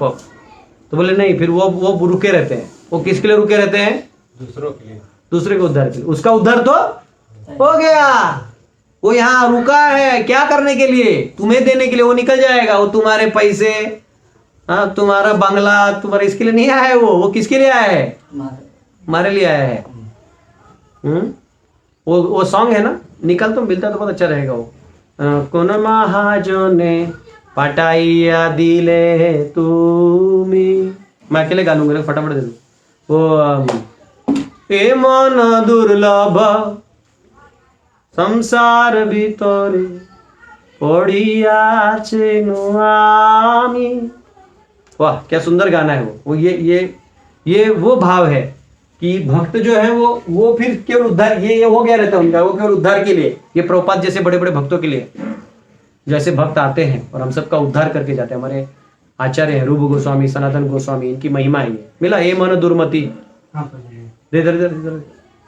ए मन दुर्मति संसार भीतरे। ये देखो, ये बहुत अच्छा सॉन्ग है। मैं सिर्फ गाऊंगा, हमारे पास टाइम कम है, हमको ये अध्याय खत्म भी करना है, लेकिन ये बहुत अच्छा सॉन्ग है। इसमें कहा गया है कि हे मन दुर्मति, तुम इस संसार में पड़े हो, और हे प्रभु आप कितने दयालु हो कि हम जैसे बद्ध जीवों के लिए महाजन यानी बड़े बड़े भक्तों को आप भेज देते हो। जो हमारा उद्धार करते हैं। तो ये कहते हैं, ए मन दुर्मति संसार भीतरे पड़ियाछे नुआमी, तब निज जन कोन महाजने पाठाइया दिले तुमी। आपने भेजा, दया कोरी मोरे पतित देखिया, मुझ जैसे पतित को देख के वो क्या बोला? दया करके कहिलो हमारे गिया, बोले अरे जा जा। क्या? ओहे दीन जन सुन भालो कथा। अरे दीन जन, एक भाल कथा सुन, एक महत्वपूर्ण बात सुन। उल्लसित बेहिया, बहुत खुश हो जाएगा तू। एक बात सुन, कौन बोला ये? वो भक्त आके मुझे बोला, मैं बद्ध जीव हूं। तो मार तारीते श्री कृष्ण चैतन्य नवद्वीपे अवतार। तुम्हारे उद्धार के लिए चैतन्य महाप्रभु वहां अवतार ले चुके हैं। कल बताए थे ना, और वो चूहे का उदाहरण, लैच खोल दिया है, लैच बंद, अंदर हम एंजॉय कर रहे हैं, लैच खोल दिया महाप्रभु ने। तुम्हार तारीते श्री कृष्ण चैतन्य, चैतन्य महाप्रभु नवद्वीपे अवतार। हाँ? तो वो कह रहे हैं क्या? हाँ, तुम्हें न कत दिन ही न जाने, तुम्हारे जैसे बहुत लोग, तुम्हें न कत दिन ही न जाने करी ले न भव पार। और जितने भी दीनहीन लोग हैं उन लोग का वो उद्धार कर रहे हैं। वेदेरा प्रतिज्ञा, भगवान ने बोला ना, संभवामि युगे युगे। आप लोग का ध्यान है ना यहाँ पे? वो भगवान ने क्या प्रतिज्ञा दिया था कि जब जब अधर्म होगा तो मैं आऊंगा। तो कह रहे वेदेरा प्रतिज्ञा राखी भारत तोरे रुक्मा वर्ण विप्रसूता। अब वेदों की प्रतिज्ञा रखने के लिए वो आया है और रुक्म वर्ण में है। रुक्म वर्ण यानी गोरा रंग, और विप्रसूत ब्राह्मण का बेटा। महाप्रभु नामे नदिया माताया, उनका नाम क्या है? महाप्रभु नामे नदिया माताया, नदिया में घूमता है। संगे भाई अवधूता, चेतन महाप्रभु नित्यानंद का नाम लिया ना प्रभुपाद तात्पर्य पहले, याद है ना? अवधूत यानी नित्यानंद प्रभु। से कथा सुनिया आसिया नाथ तोमार चरण तले। वो कथा सुन के, हे प्रभु मैं आपके दरवाजे आ गया। भक्ति विनोद कांदिया कांदिया आपन कही नहीं बोले। हाँ, वो एक्चुअली उसके बीच में एक लाइन था, हम लोग भूल गए। नंद सुत जीनी चैतन्य गोसाई निज नाम करी दान। वो क्या करते हैं? अपना ही नाम दान कर रहे हैं, कृष्ण नाम। तारिल जगत तुम्ही हो जाइया, पूरा जगत तर रहा है, तू यहां क्या कर रहा है? तू भी निकल। लोह निज परित्राण, अपना उद्धार करो। सुंदर है ना? तो यहां वो कहा गया कि ऐसे जो है आचार्य, वो केवल उद्धार के लिए काम करते हैं, ठीक है? लेकिन कुछ लोग जगत का उद्धार करने के बजाय खुद के उद्धार की इच्छा से भगवान के पास जाते हैं, जो यहाँ पे अभी वर्णन होगा। खोलिए। जरा मरण मोक्षाय मामाश्रित्य यतन्ते ते ब्रह्म तद्विदु कृत्स्नम् अध्यात्मं कर्म चाखिलम्। जो जरा तथा मृत्यु से मुक्ति पाने के लिए यत्नशील रहते हैं, वे बुद्धिमान व्यक्ति मेरे भक्ति की शरण ग्रहण करते हैं। वे वास्तव में ब्रह्म हैं, क्योंकि वे दिव्य कर्मों के विषय में पूरी तरह से जानते हैं। तो यहाँ पे कहा गया है, तो वो जो मोक्ष की इच्छा करते हैं, तो उसमें जो आपको मालूम है 4 सुकृत और 4 दुष्कृत का भगवान इस अध्याय में वर्णन किया है। तो 4 सुकृत दुष्कृत कौन है? मूढ़, नराधम, माया अपरित ज्ञान और आसुरम भावमाश्रितः। खोल खोल के पढ़ेगा जी लोग। तुम लोग ना क्लोज बुक एग्जाम लेना चाहिए, 10 मार्क्स भी नहीं आएगा तुम लोग, ठीक है ना? तो वो तो अभी ऑनलाइन है, इसलिए ऑफलाइन होता तो फिर तो ये 4 प्रकार के लोग, तो क्या कह रहे हैं? ये चारों प्रकार के लोग मेरे पास नहीं आते और ये इम्प्योर माने जाते हैं। लेकिन जो लोग माम आश्रित्य, जो मेरे शरणागत वो करते हैं, वो आ जाते हैं। तो उनमें से ये सकाम वाले भी मेरे पास आ जाते हैं। तो भगवान यहाँ पे कह रहे हैं कि even demigod worshippers and Brahman realise do not reach Goloka Vrindavan, वो लोग भी गोलोक नहीं जा पाते क्योंकि वो बताया देवता वाले और अव्यक्त वाले तो तात्पर्य समझाते हैं। हाँ, लेकिन कुछ हैं जो जिनको सकाम भक्त कहा जाएगा। हाँ, तो ये जैसे सकाम मिश्र भक्त ना, वैसे तो वो भगवान की अर्च विग्रह की पूजा करते हैं या फिर भगवान पे ध्यान लगाते हैं मुक्ति के लिए, मोक्ष के लिए। ठीक है, तो ये मोक्ष एक तरह से क्या आएंगे, प्रपाम में आएंगे। तो श्रीमद् भागवतम में कहा गया है 10वें स्कंद के 12वें अध्याय के 39वें श्लोक में, इफ इवन ओनली वंस और even by force one brings the form of supreme personality Godhead into one's mind, one can attain liberation by mercy of Krishna. कि अगर कोई एक बार भी भगवान का चिंतन ध्यान कर ले, ऐसा बाय फोर्स भी, मतलब प्यार नहीं है तो भी वो भगवान के धाम को प्राप्त हो जाए। क्योंकि क्या है, एक बार भगवान को अपने चिंतन में ला दिया तो निकलना, जैसा फेविक्विक लग जाता है ना तो निकलता नहीं है। ये वैसा कृष्ण है, एक बार आ गया जीवन में तो वैसा वाला चीज है। ठीक है, तो इस प्रकार के भक्त को क्या कहा जाता है, मोक्ष काम भक्ति। ठीक है, 30वां खोलिए। स अधिभूताधिदैवम अभूत अधिदैवम माम स अधियज्ञम च ये विदुः प्रयाण कालेपि च माम ते विदुः युक्त चेतसः। जो मुझ परमेश्वर को मेरी पूर्ण चेतना में रहकर मुझ जगत का, देवताओं को तथा समस्त यज्ञ विधियों का नियामक जानते हैं, वे अपनी मृत्यु के समय भी मुझ भगवान को जान और समझ सकते हैं। तो एक्चुअली यहाँ पे बहुत वो कहा गया कि जो मुझे एक्चुअली ऐसा ध्यान कर भी लेता है तो सब समझ जाता है। क्या क्या समझ जाता है कि अधिदेव क्या है, अधियज्ञ क्या है, कर्म क्या है, ब्रह्म क्या है, ब्रह्मन क्या है, प्रयाण काल क्या है, अधिभूत क्या है। अब सवाल ये आता है कि प्रभु जी अर्जुन को समझा कि नहीं, हमको नहीं मालूम, लेकिन हमको ये सब चीजें आपको समझा। वो बोल रहे भगवान क्या लिखे देखो ना, दूसरे 29वें में क्या लिखा है देखो।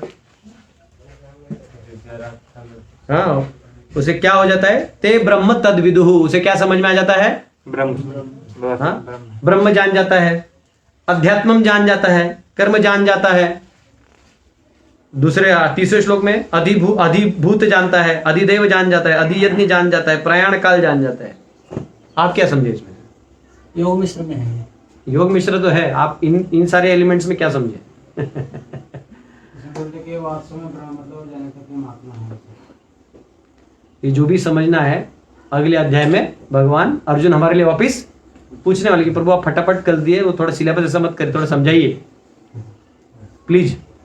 इसलिए अगले अध्याय में भगवान को जवाब मांगने के लिए अर्जुन को पुरुषोत्तम बोलने वाले हैं। अरे भैया आप तो प्लीज टेल अस।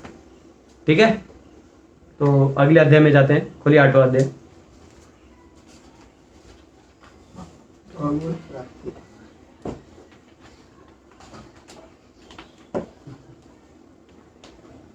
तो अगले अध्याय में 8वां जो अध्याय आएगा उसमें ये और केवल भक्ति, इन दोनों की चर्चा होने वाली है। भगवान स्टार्टिंग में अर्जुन यही पूछने वाले हैं, ये क्या है ब्रह्म, अधिदेव, अधिभूत, ये सब क्या है, प्लीज बताइए। भगवान बताने वाले हैं और उसके बाद बाकी ज्ञान आने वाला है, तो हम लोग इसको पोस्ट देते रहा आपको मैं। ये भी इसका ज्यादा जरूरत नहीं। तो 8वें अध्याय का हम लोग ब्रेकअप देखते हैं।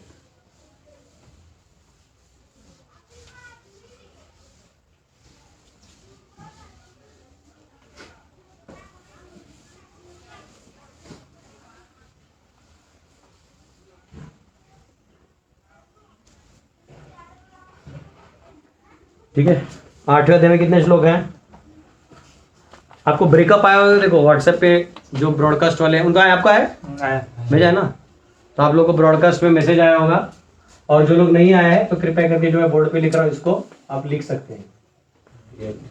8 में कितना है? 28 है ना। पहले 4 क्या है? 1 से 4। हाँ, कृष्ण अर्जुन के उत्तर दे रहे हैं, ठीक है ना। कृष्ण आंसर्स। अर्जुन अर्जुन को सवालों का जवाब देते हैं। ठीक है, 5 से 9 भगवान को कैसे याद किया जाता है? रिमेम्बरिंग कृष्ण। भगवान को इसमें सारे सवाल जवाब आएंगे। ब्रह्म क्या है, कर्म क्या है, अध्यात्म क्या है, आदि यज्ञ क्या है, आदि देव क्या है, आदि भूत क्या है, वो यहाँ पे आएगा। प्रयाण काल क्या है, और प्रयाण काल का ज्यादा डिटेल यहाँ पे आएगा। वो फेमस श्लोक है ना जो हम लोग बहुत बार कोट करते हैं प्रीचिंग में। क्या करते हैं? अंतकाले अंतकाले च मामेव स्मरन् मुक्त्वा कलेवरम यः प्रयाति स मद्भावं याति नास्त्यत्र संशयः। हाँ, और एक आता है ना, उसका कौन सा आता है जो जिसमें यम यम वापि स्मरन् भावं त्यजति अन्ते कलेवरम तम तमेव इति कौन्तेय सदा तद्भाव भावितः। ये आएगा। फिर 10 से 13 जो है योग मिश्र भक्ति का वर्णन आएगा।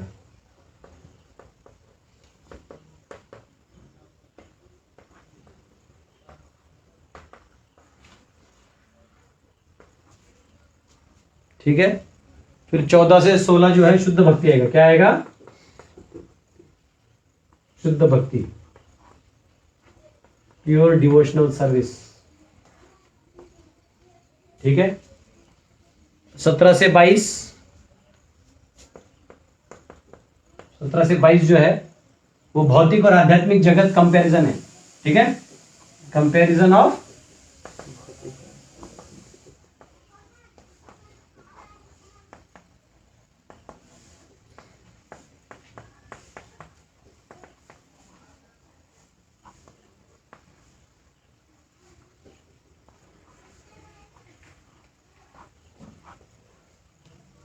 बचा कितना? 23 से 28 क्या है?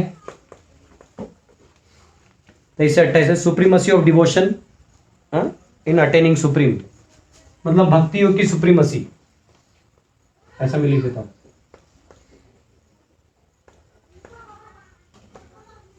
और भक्ति योग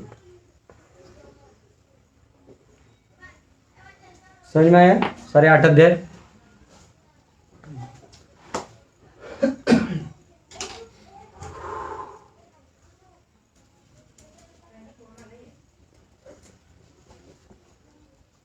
तो ऐसा ब्रेकअप से क्या होता है ना, एक फायदा समझ में आता है कि ये अध्याय कहां से कहां लेके जा रहा है, और इसका एंड पॉइंट अगले अध्याय को कहां चालू कर रहा है, फिर एक कैसा लेके जा रहा है। ठीक है ना? ये आपके नोट्स में हमेशा होना चाहिए। जब भी आप कोई लेक्चर देते हो तो आपको एकदम फ्लो याद आना चाहिए, इसमें ये कहा, ये कहा, ये कहा, ये कहा है, तो आपको आसान हो जाता है समझना भी अपने लाइफ में भी। ठीक है, चलो भगवत प्राप्ति, अटेनिंग द सुप्रीम, अध्याय 8। अर्जुन उवाच किम तद्ब्रह्म किम अध्यात्मं किम कर्म पुरुषोत्तम अधिभूतं च किम प्रोक्तम अधिदैवं किमुच्यते। अर्जुन ने कहा, हे भगवान, हे पुरुषोत्तम। पुरुषोत्तम क्यों कहा गया है? क्योंकि मित्र के तरीके से नहीं पूछ रहे थे। हाँ, वाह, क्या बात है। सट्टोक ने पहले पढ़ लिया। I am proud of you, you are taken very seriously सब। क्योंकि वो कहते हैं कि मैं तुम्हें मित्र की तरह नहीं देखना चाहता, अपितु आप भगवान है, पुरुष उत्तम है, ग्रेटेस्ट पर्सनैलिटी है। आप कृपया करके हमको मार्गदर्शन करिए। ये नहीं समझ रहे हैं मुझे। हाँ, कि वो पूछ रहे हैं ब्रह्म क्या है, आत्मा क्या है, सकाम कर्म क्या है, यह भौतिक जगत क्या है, तथा देवता क्या है, कृपया करके यह सब मुझे बताइए। क्या क्या पूछा है? संस्कृत वर्ड बोलिए। पहला क्या पूछा है? ब्रह्म ब्रह्म। अध्यात्म दूसरा अध्यात्म अध्यात्म। तीसरा कर्म तीसरा कर्म। चौथा अधिभूतम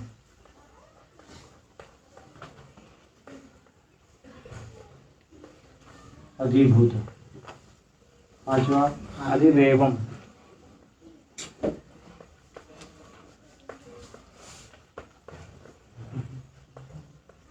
और क्या है? अभी ने पूछा ना इसमें आगे। अभी मैं थोड़ा इसमें और जो अगले श्लोक के क्वेश्चन है वो डाल के फिर वापस एक दोनों को मिलके पढ़ाऊंगा, ठीक है। तो दूसरा पढ़ लेते हैं, फिर एक में आके दोनों एक साथ को समझने में आसान होगा, लिंक लगेगा, नहीं तो फिर वो टूटने में थोड़ा हो सकता है, आपको समझने में दिक्कत हो। As a teaching point of view आगे जाके पीछे अधियज्ञः कथं कोत्र देहेऽस्मिन् मधुसूदन प्रयाण काले च कथं नेयोऽसि नियत आत्मभिः। हे मधुसूदन, मधुसूदन क्यों कहा गया है? आपने मधु नाम के राक्षस को मारा, वैसे मेरी शंकाओं को मार दीजिए, हे मधुसूदन। वाह, अब आप लोग देखो ना, गीता फटाफट आप लोग ऐसा आ जाएगा। हे मधुसूदन, यज्ञ का स्वामी कौन है और वह शरीर में कैसे रहता है और मृत्यु के समय भक्ति में लगे रहने वाले आपको कैसे जान पाते हैं? तो यहाँ क्या क्या पूछा है संस्कृत में? अधियज्ञ कौन कैसे अधि और क्या पूछा है? दे प्रयाण काले स्वामी। ठीक है, प्रयाण काला यही है। तो आप उसमें ज्यादा ऐसा नहीं कि हर एक वर्ड को तोड़ते ही बैठना है। हैं? ठीक है, तो कितने सवाल हो गए? 7।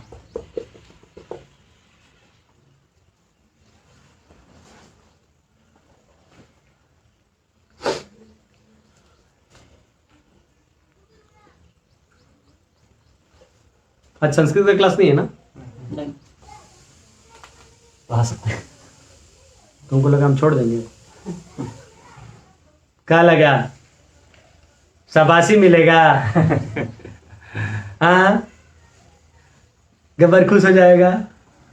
नहीं होगा, पढ़ाएगा, गब्बर पढ़ाएगा, जितना नोट्स बनाए उतना पढ़ाएगा। मजाक करो, नहीं पढ़ लेंगे, अच्छा रहेगा। समय फिर आप लोगों को पढ़ाई एग्जाम में नहीं मिलता, फिर एग्जाम की लास्ट डेट तक पढ़ाना भी अच्छा नहीं लगता है।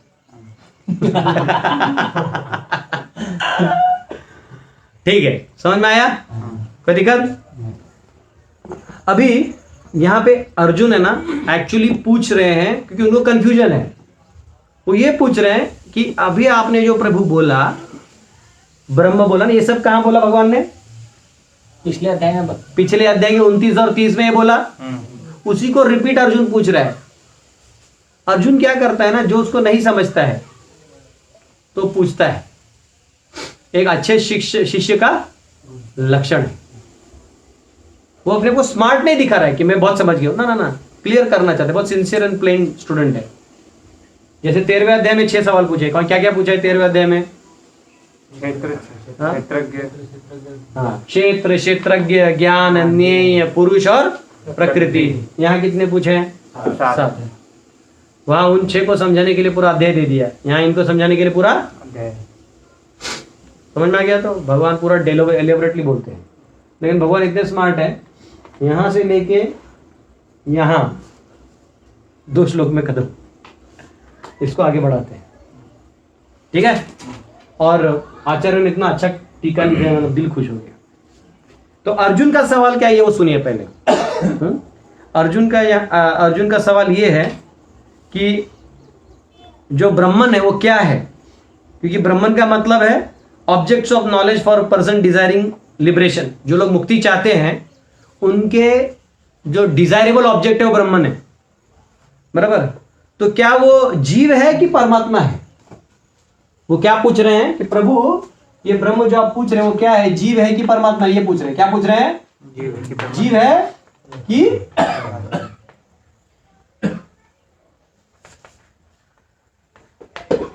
कि किस ब्रह्मन की बात कर रहे हैं आप, मतलब उसका क्या है, प्लीज बताइए। फिर वो पूछ रहे हैं ये अध्यात्म क्या है। अभी एक ध्यान दीजिए, ये जो शब्द है इसको तोड़िए, संधि विच्छेद करिए, क्या बनेगा? आत्मा। तब बोलिए अध्यात्म, अध्यात्म, अध्यात्म, अध्यात्म, अध्यात्म, अध्यात्म। हो गया संधि। तो अधिआत्म, अधिभूत, अधिदैव, अधियज्ञ। तो ये ऐसे है, ठीक है। तो अधि आत्म यानी अध्यात्म का मतलब है that which superintendents the body, यानी वो जो शरीर को बेसिकली वो करती है, हाँ मतलब वो मतलब बेसिकली ऑपरेट करती है। तो ये कह रहे हैं क्या वो ग्रुप ऑफ सेंसेस है कि ग्रुप ऑफ सटल एलिमेंट्स है ना? वो पूछ रहे हैं कि प्रभु क्या ये इंद्रिय समूह है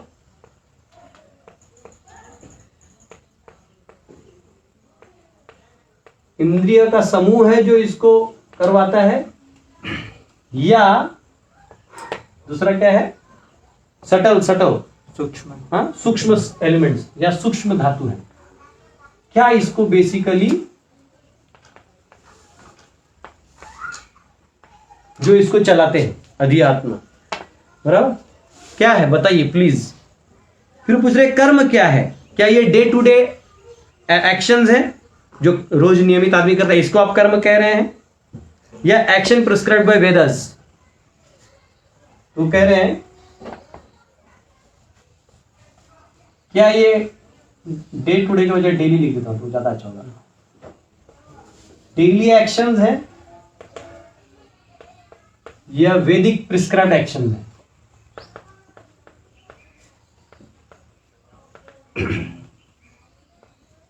क्या है ये प्लीज बताइए। ये जानबूझ के मैं लिख रहा हूं, ठीक है ना, क्योंकि जवाब जब सुनोगे ना तो आपका फंडा क्लियर हो जाएगा।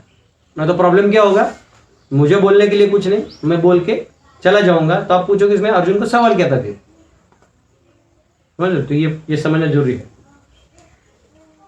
फिर वो कह रहे अधिभूत क्या है प्रभु, दैट विच रूल्स अधि, द लिविंग एंटिटी इज भूत, जो लिविंग एंटिटी को रूल करता है अधिभूत, वो क्या है? Does it refer two elements such as spots और ग्रॉस बॉडीज ऑफ जीवर्स, यानी मैटर फॉर्मेशन है लाइक पॉट्स, या मैटर फॉर्मेशन, हिंदी, हाँ मैटर फॉर्मेशन समझो कि रूह मतलब मटका वटका नहीं होता जैसे दिखने वाली चीज, ये आपको टेबल दिख रहा है, ये सब फॉर्मेशन हुए ना मैटर के, ऐसा या पदार्थ बोल सकते, हाँ पदार्थ भौतिक पदार्थ रूप, लाइक ये है कि ग्रॉस बॉडीज ऑफ जीवास, कि जीवा का ग्रॉस बॉडी है मतलब शरीर है, ठीक है।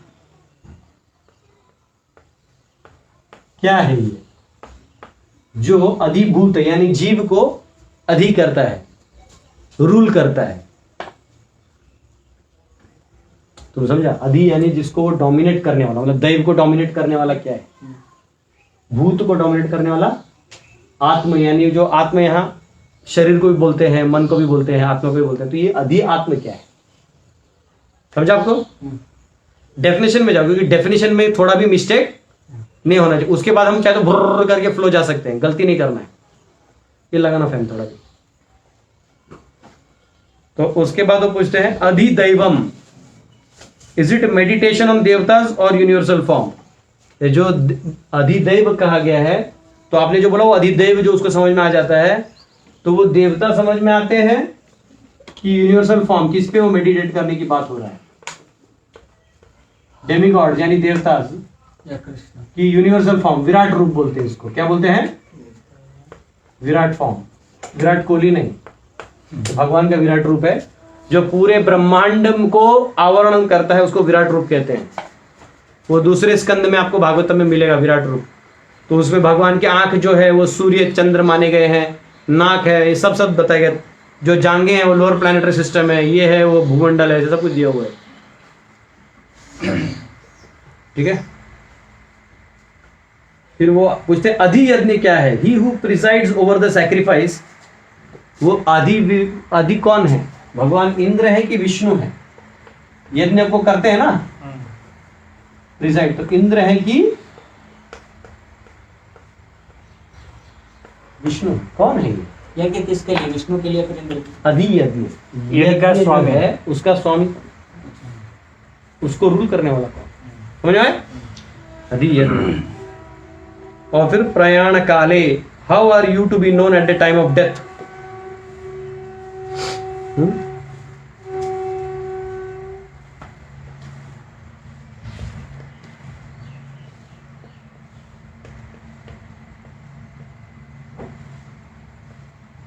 मृत्यु के समय आपको कैसे जाने?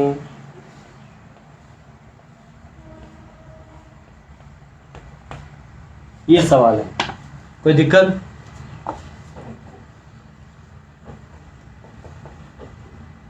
मैं हट जाता हूँ, कुछ लोग फोटो खींच लेते।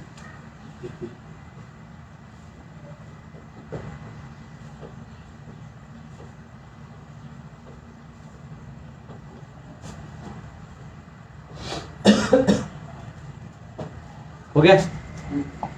तो क्या पूछा है? ब्रह्म क्या है? तो पूछ रहे ब्रह्म प्रभु जीव है कि परमात्मा को आप बात कर रहे हैं? जो समझता है वो किसकी बात कर रहे हैं? मोक्ष वाले की, जो मोक्ष किया।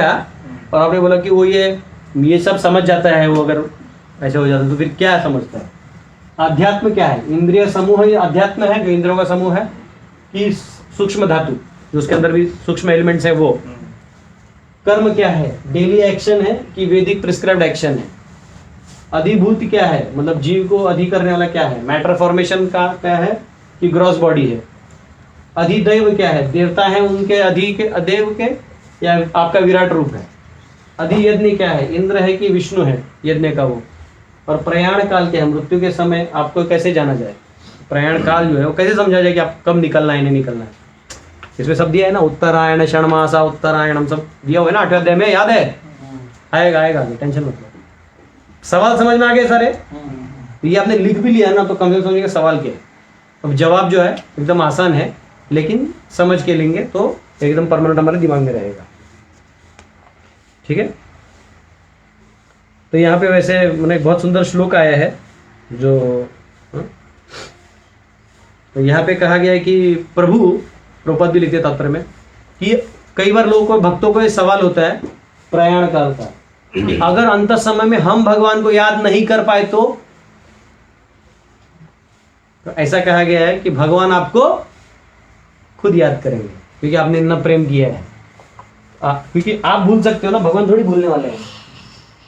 तो उसमें प्रभुपाद जी कोट करते हैं मुकुंद माला स्तोत्र। हाँ, ये मुकुंद माला स्तोत्र है, अगर आपको ऑनलाइन भी आप ऑर्डर कर सकते हैं, और उसके अलावा आप इसको मतलब ऑनलाइन भी होगा, ये पढ़ भी सकते हैं, ऑर्डर भी कर सकते हैं, पढ़ भी सकते हैं। बहुत सुंदर कुलशेखर, राजा कुलशेखर जो थे, ये राजा जो थे बहुत ही मतलब शुद्ध भक्त थे। तो उन्होंने भगवान के ऊपर बहुत सारे श्लोक लिखे हैं, जिनका नाम है मुकुंद माला स्तोत्र। आज आप जो पद्मनाभ स्वामी मंदिर में जाते हैं ना, तिरुवनंतपुरम में, त्रिवेंद्रम में, जहाँ पे बहुत सारा सोना है, वो इन्हीं राजा ने किया था। इन्हीं के वंशज आज भी वहाँ हैं।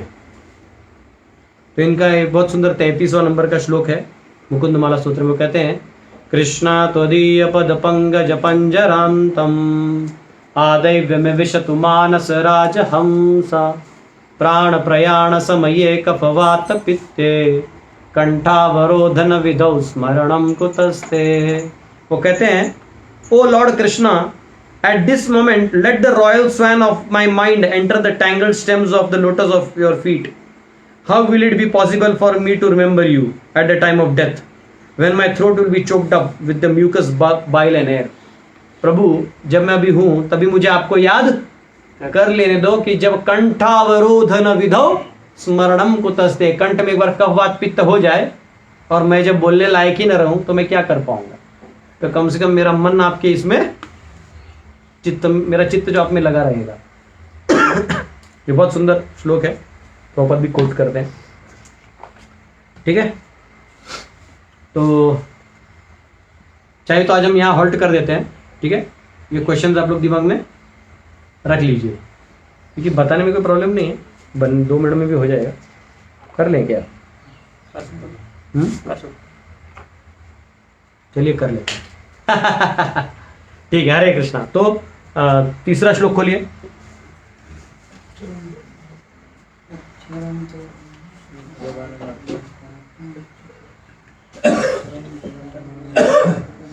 श्री भगवान उवाच, अक्षरं ब्रह्म परमं स्वभावोऽध्यात्म उच्यते भूतभावो भवत्कारो विसर्गः कर्म संज्ञितः। भगवान ने कहा अविनाशी और दिव्य जीव ब्रह्म कहलाता है और उसका नित्य स्वभाव आध्यात्म या आत्म कहलाता है। जीवों के भौतिक शरीर से संबंधित गतिविधि कर्म या सकाम कर्म कहलाती है। ठीक है, और चाहिए तो अगला नहीं, एक श्लोक लेते फिर उसमें आगे जाएंगे, एक एक जवाब सुनते रहेंगे। तो क्या कह रहे हैं, तो यहाँ पे कहा गया जो ब्रह्मन है वो क्या है, अक्षर। क्या कहा गया है, अक्षर। अक्षर यानी जो इंडिस्ट्रक्टिबल और इटरनली एग्जिस्टिंग है, मतलब वो कभी भी क्षर नहीं होती। तो अक्षर में लोग कह सकते कि अरे अक्षर तो दो है, दो लोग नहीं गिरते, कौन कौन, आत्मा परमात्मा, जीव भी नहीं गिरता और परमात्मा भी को अक्षर कहा गया है ना। तो यहाँ एक बात आती है कि यहाँ ब्रह्मन कहा गया है, पर ब्रह्मन नहीं। क्या कहा गया है, ब्रह्मन। भगवान को अगर वो डायरेक्ट, भगवान का डायरेक्ट बात हो तो क्या कहते, पर ब्रह्मन। तो जीव को कभी भी पर ब्रह्मन नहीं कहा जाता। तो कुछ लोग 15.7 कोट करते हैं, कुछ मायावादी। 15.7 में क्या लिखा है देखो तो, 15वें अध्याय का 7वें श्लोक में मायावादी उसको कोट करके बोलते हैं कि वही ब्रह्मन जो है वही नीचे आया है, उसी का ये साक्षात्कार है। हाँ, ममैवांशो जीवलोके जीवभूत सनातनः मनसष्ठानि इंद्रियाणि प्रकृतिस्थानि कर्षति। वो कहते हैं मन और जो मन और इंद्रियों के साथ ये आत्मा यहाँ संघर्ष करता है, जो क्या है, मेरा अंश है। तो कहते हैं वही ब्रह्म का ये अंश है। तो सवाल ये आता है कि वो अंश फिर माया में कैसे आ सकता है, आप समझे। और वो कह रहे हैं ममे अंशो जीवलोके जीवभूत सनातनः, मतलब ये मेरा अंश आज नहीं है, कब से है, सनातन है। तो तुम बोलोगे उसका अंश यहाँ आया तो वो भी गलत हो जाएगा। बात समझ में आया। तो ये क्षर, कौन से क्षर की बात हो रही है, आत्मा की बात हो रही है। किसकी, आत्मा। तो यहाँ ब्रह्म क्या है, आत्मा है। क्या है,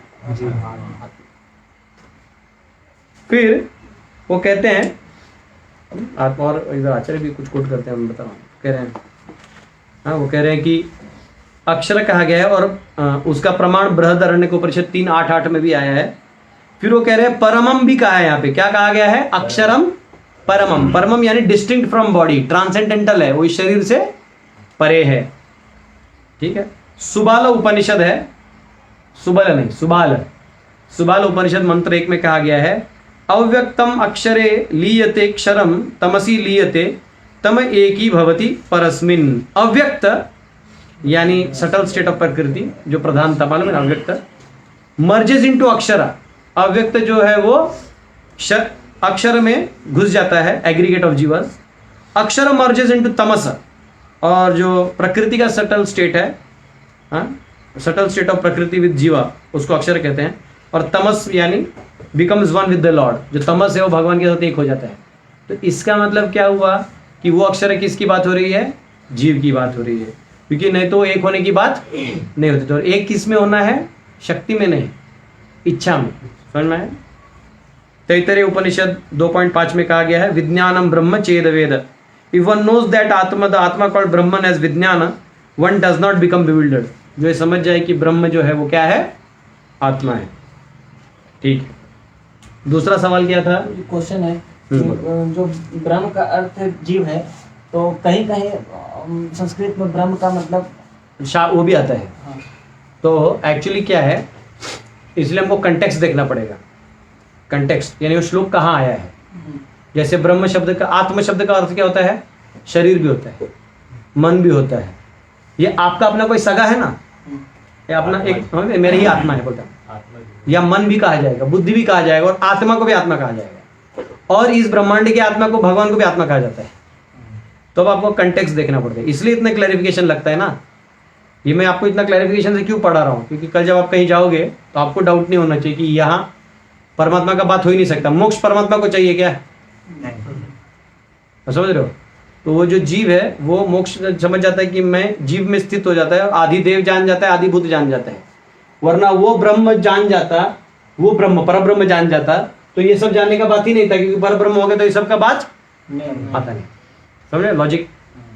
तो इसलिए आपको ये थोड़ा सा मायावादी लोग यहाँ खेल खेलते ना, तो हमारे वैष्णवगण भी धो दे रहे। समझ में आया? ठीक है। अध्यात्म, अध्यात्म क्या है कि उस ब्रह्म का आदि आत्म शाश्वत स्वभाव क्या है, इटर्नल नेचर है, कि वो भगवान की सेवा करने का उसका स्वभाव है। तो अगर वो चॉइस करता है मटीरियल, क्योंकि वो अंतर तटस्थ शक्ति है, वो चॉइस करता है कि मैं भौतिक चीजों के साथ रहूं, तो क्या हो जाएगा, वो माया में फंस जाएगा, द्वंद्व में चला जाएगा, जो कहा ना इच्छा द्वेष में। और वो अगर भगवान के उसमें चला जाएगा तो वो मुक्त हो जाएगा, कृष्ण भावना भावित हो जाएगा। तो यहां पे कहा गया है कि अगर वो यहां का चॉइस करता है, कहां का, भौतिक हाँ, तो फिर क्या होगा, तो यहां का चॉइस करेगा, तो वो जो स्वभाव है वो क्या बन गया, अध्यात्म। उसका क्या बन गया, स्वभाव। स्वभाव क्या है, अध्यात्म।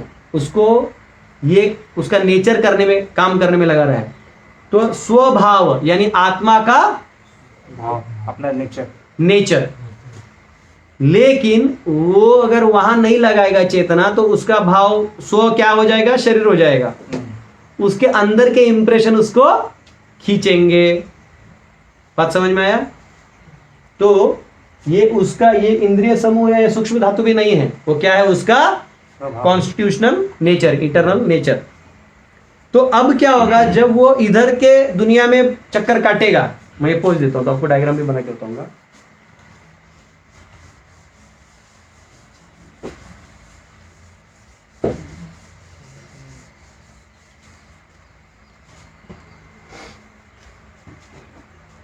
नींद आ रहा डब्लू? नहीं, मुझे कैसे नहीं? तो ब्रह्म क्या है, ब्रह्म क्या है, आत्मा, जीव। ठीक है, ये भगवान में लगाएगा तो वो अपने स्वभाव में होगा। लेकिन इच्छा द्वेष से अगर वो यहाँ पे लगाएगा तो क्या हो जाएगा, उसको क्या लेना पड़ेगा, उसको इस भौतिक चीजों से उसको अपना वो करना पड़ेगा, भौतिक चीजों पे लॉर्ड ओवर करना पड़ेगा, मैटर पे, जो प्रपद लिखते हैं। और ये करने के चक्कर में उसको क्या मिलेगा, कोई ना कोई योनि मिलेगी। समझ रहे हो? और ये योनियों को उसको अलग अलग योनियों में डालने का जो कार्य है, एक्शन है, उसको क्या बोला गया है, कर्म। कर्म ना वो डेली एक्शन है ना वैदिक प्रोसेस है। ये कर्म कौन सा है, इसको, हाँ, इसके एक्शन के कॉन्सिक्वेंसेस देना और किए हुए एक्शन का रिजल्ट देना, इसको क्या बोलते हैं, कर्म बोलते हैं। तो अब ये 84 लाख योनियों में से समझो मनुष्य योनि में आता है, तो वो क्या करता है, अगर वो प्रोग्रेसिव है तो वो क्या करता है, वो हेवनली प्लेजर्स खोजने का कोशिश करता है। ये चांडोक्य उपनिषद में आता है। तो इसका एक साइकिल बताया कर्म का उन्होंने, एक साइकिल उसमें से कैसे होता है। तो ये क्या करता है, हेवनली प्लेजर बोलते हैं, हेवनली यानी स्वर्ग का सुख, हेवनली प्लेजर खोजता है।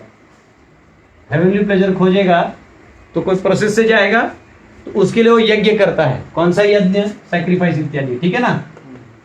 और पंच यज्ञ कहते हैं, जिसका पूरा वर्णन चांडोक्य उपनिषद के 5वें अध्याय के 1 से लेके 10वें तक आता है, खंड तक वो पूरा डिस्क्रिप्शन आता है। तो वहां से वो स्वर्ग चले जाता है, ठीक है। वहां से कहां जाएगा वो, स्वर्ग।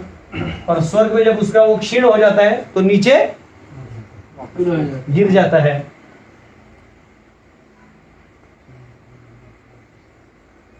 पुण्य, पुण्य खत्म, तो ये ऐसा लिखते हैं, मेरिट, उसका जो मेरिट है वो खत्म होता है, वो नीचे आता है। तो नीचे आता है तो वो बारिश के रूप में आता है। किस रूप में आता है,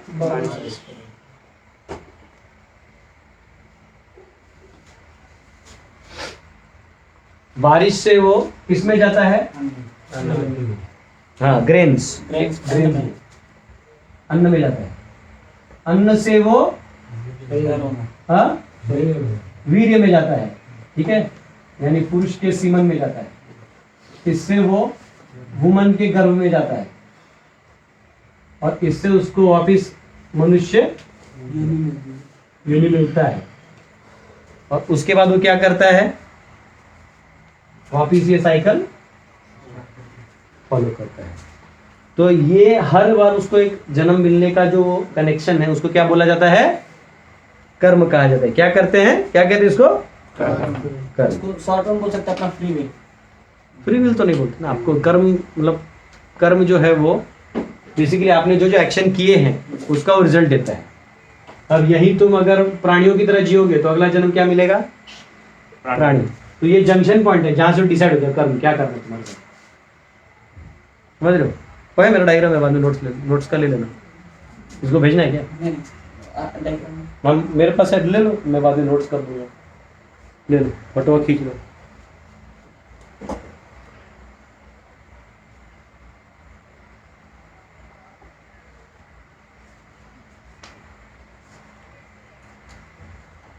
तो ये आपको ये जो साइकिल है ये पूरा छांदोग्य उपनिषद में पूरा बहुत अच्छे से दिया है, लेकिन अभी हमारे पास टाइम नहीं है।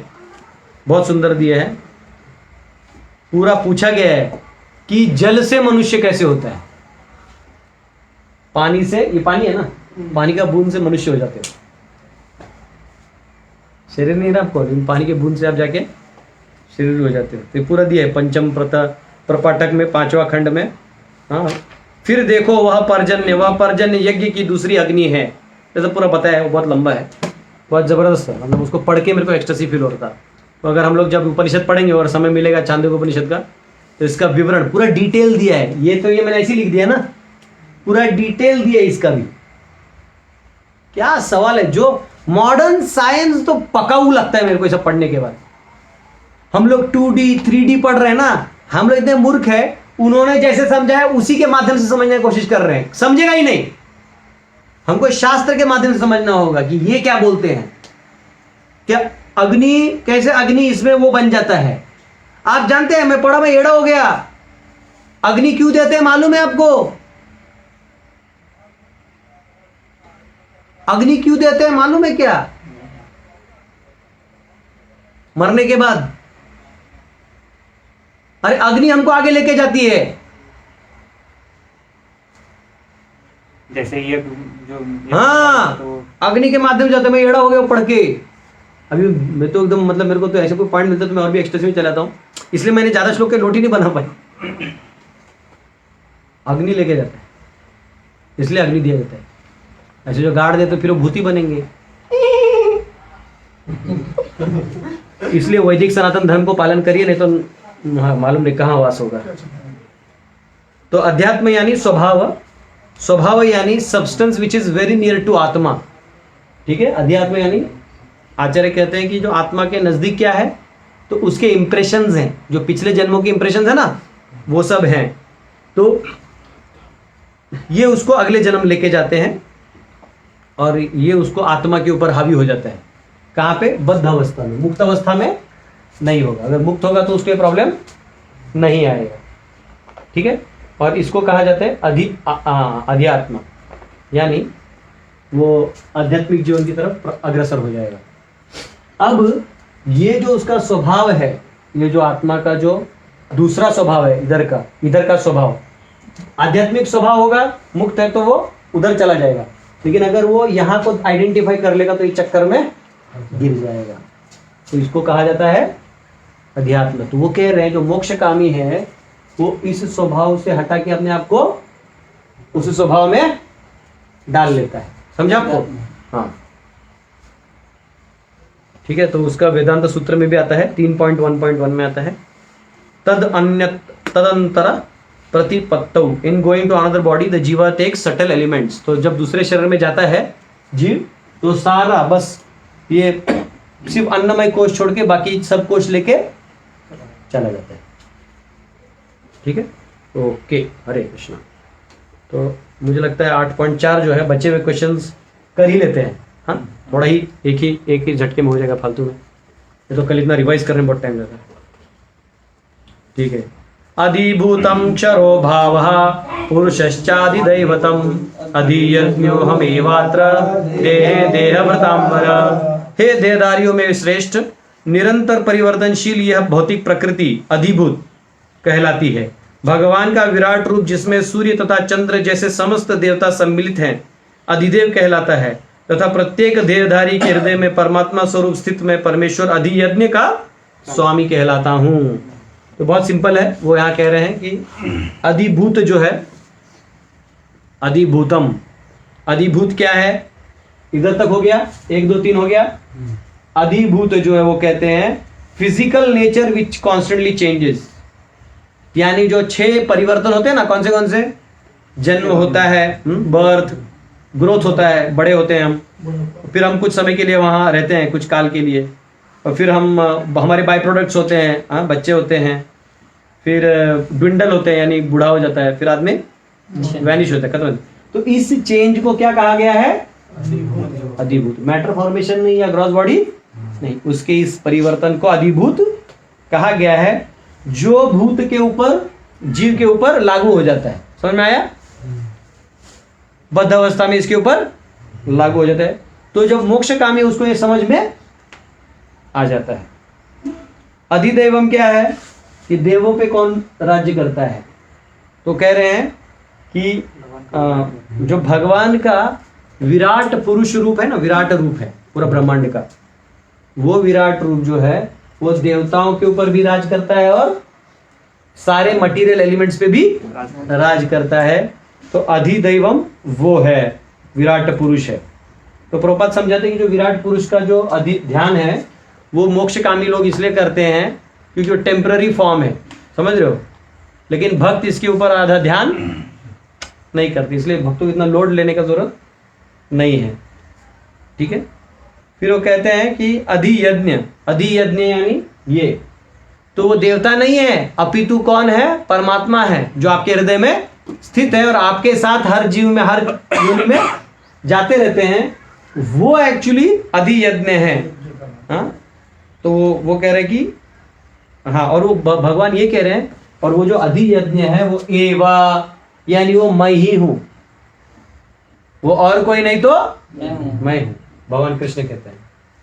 ठीक है, तो वो विटनेस करता है और जो सबके साइड में रह के उसको अगला गति देता है। ठीक है, और प्रयाण काल जो है वो इस श्लोक में नहीं, अगले श्लोकों में आएगा।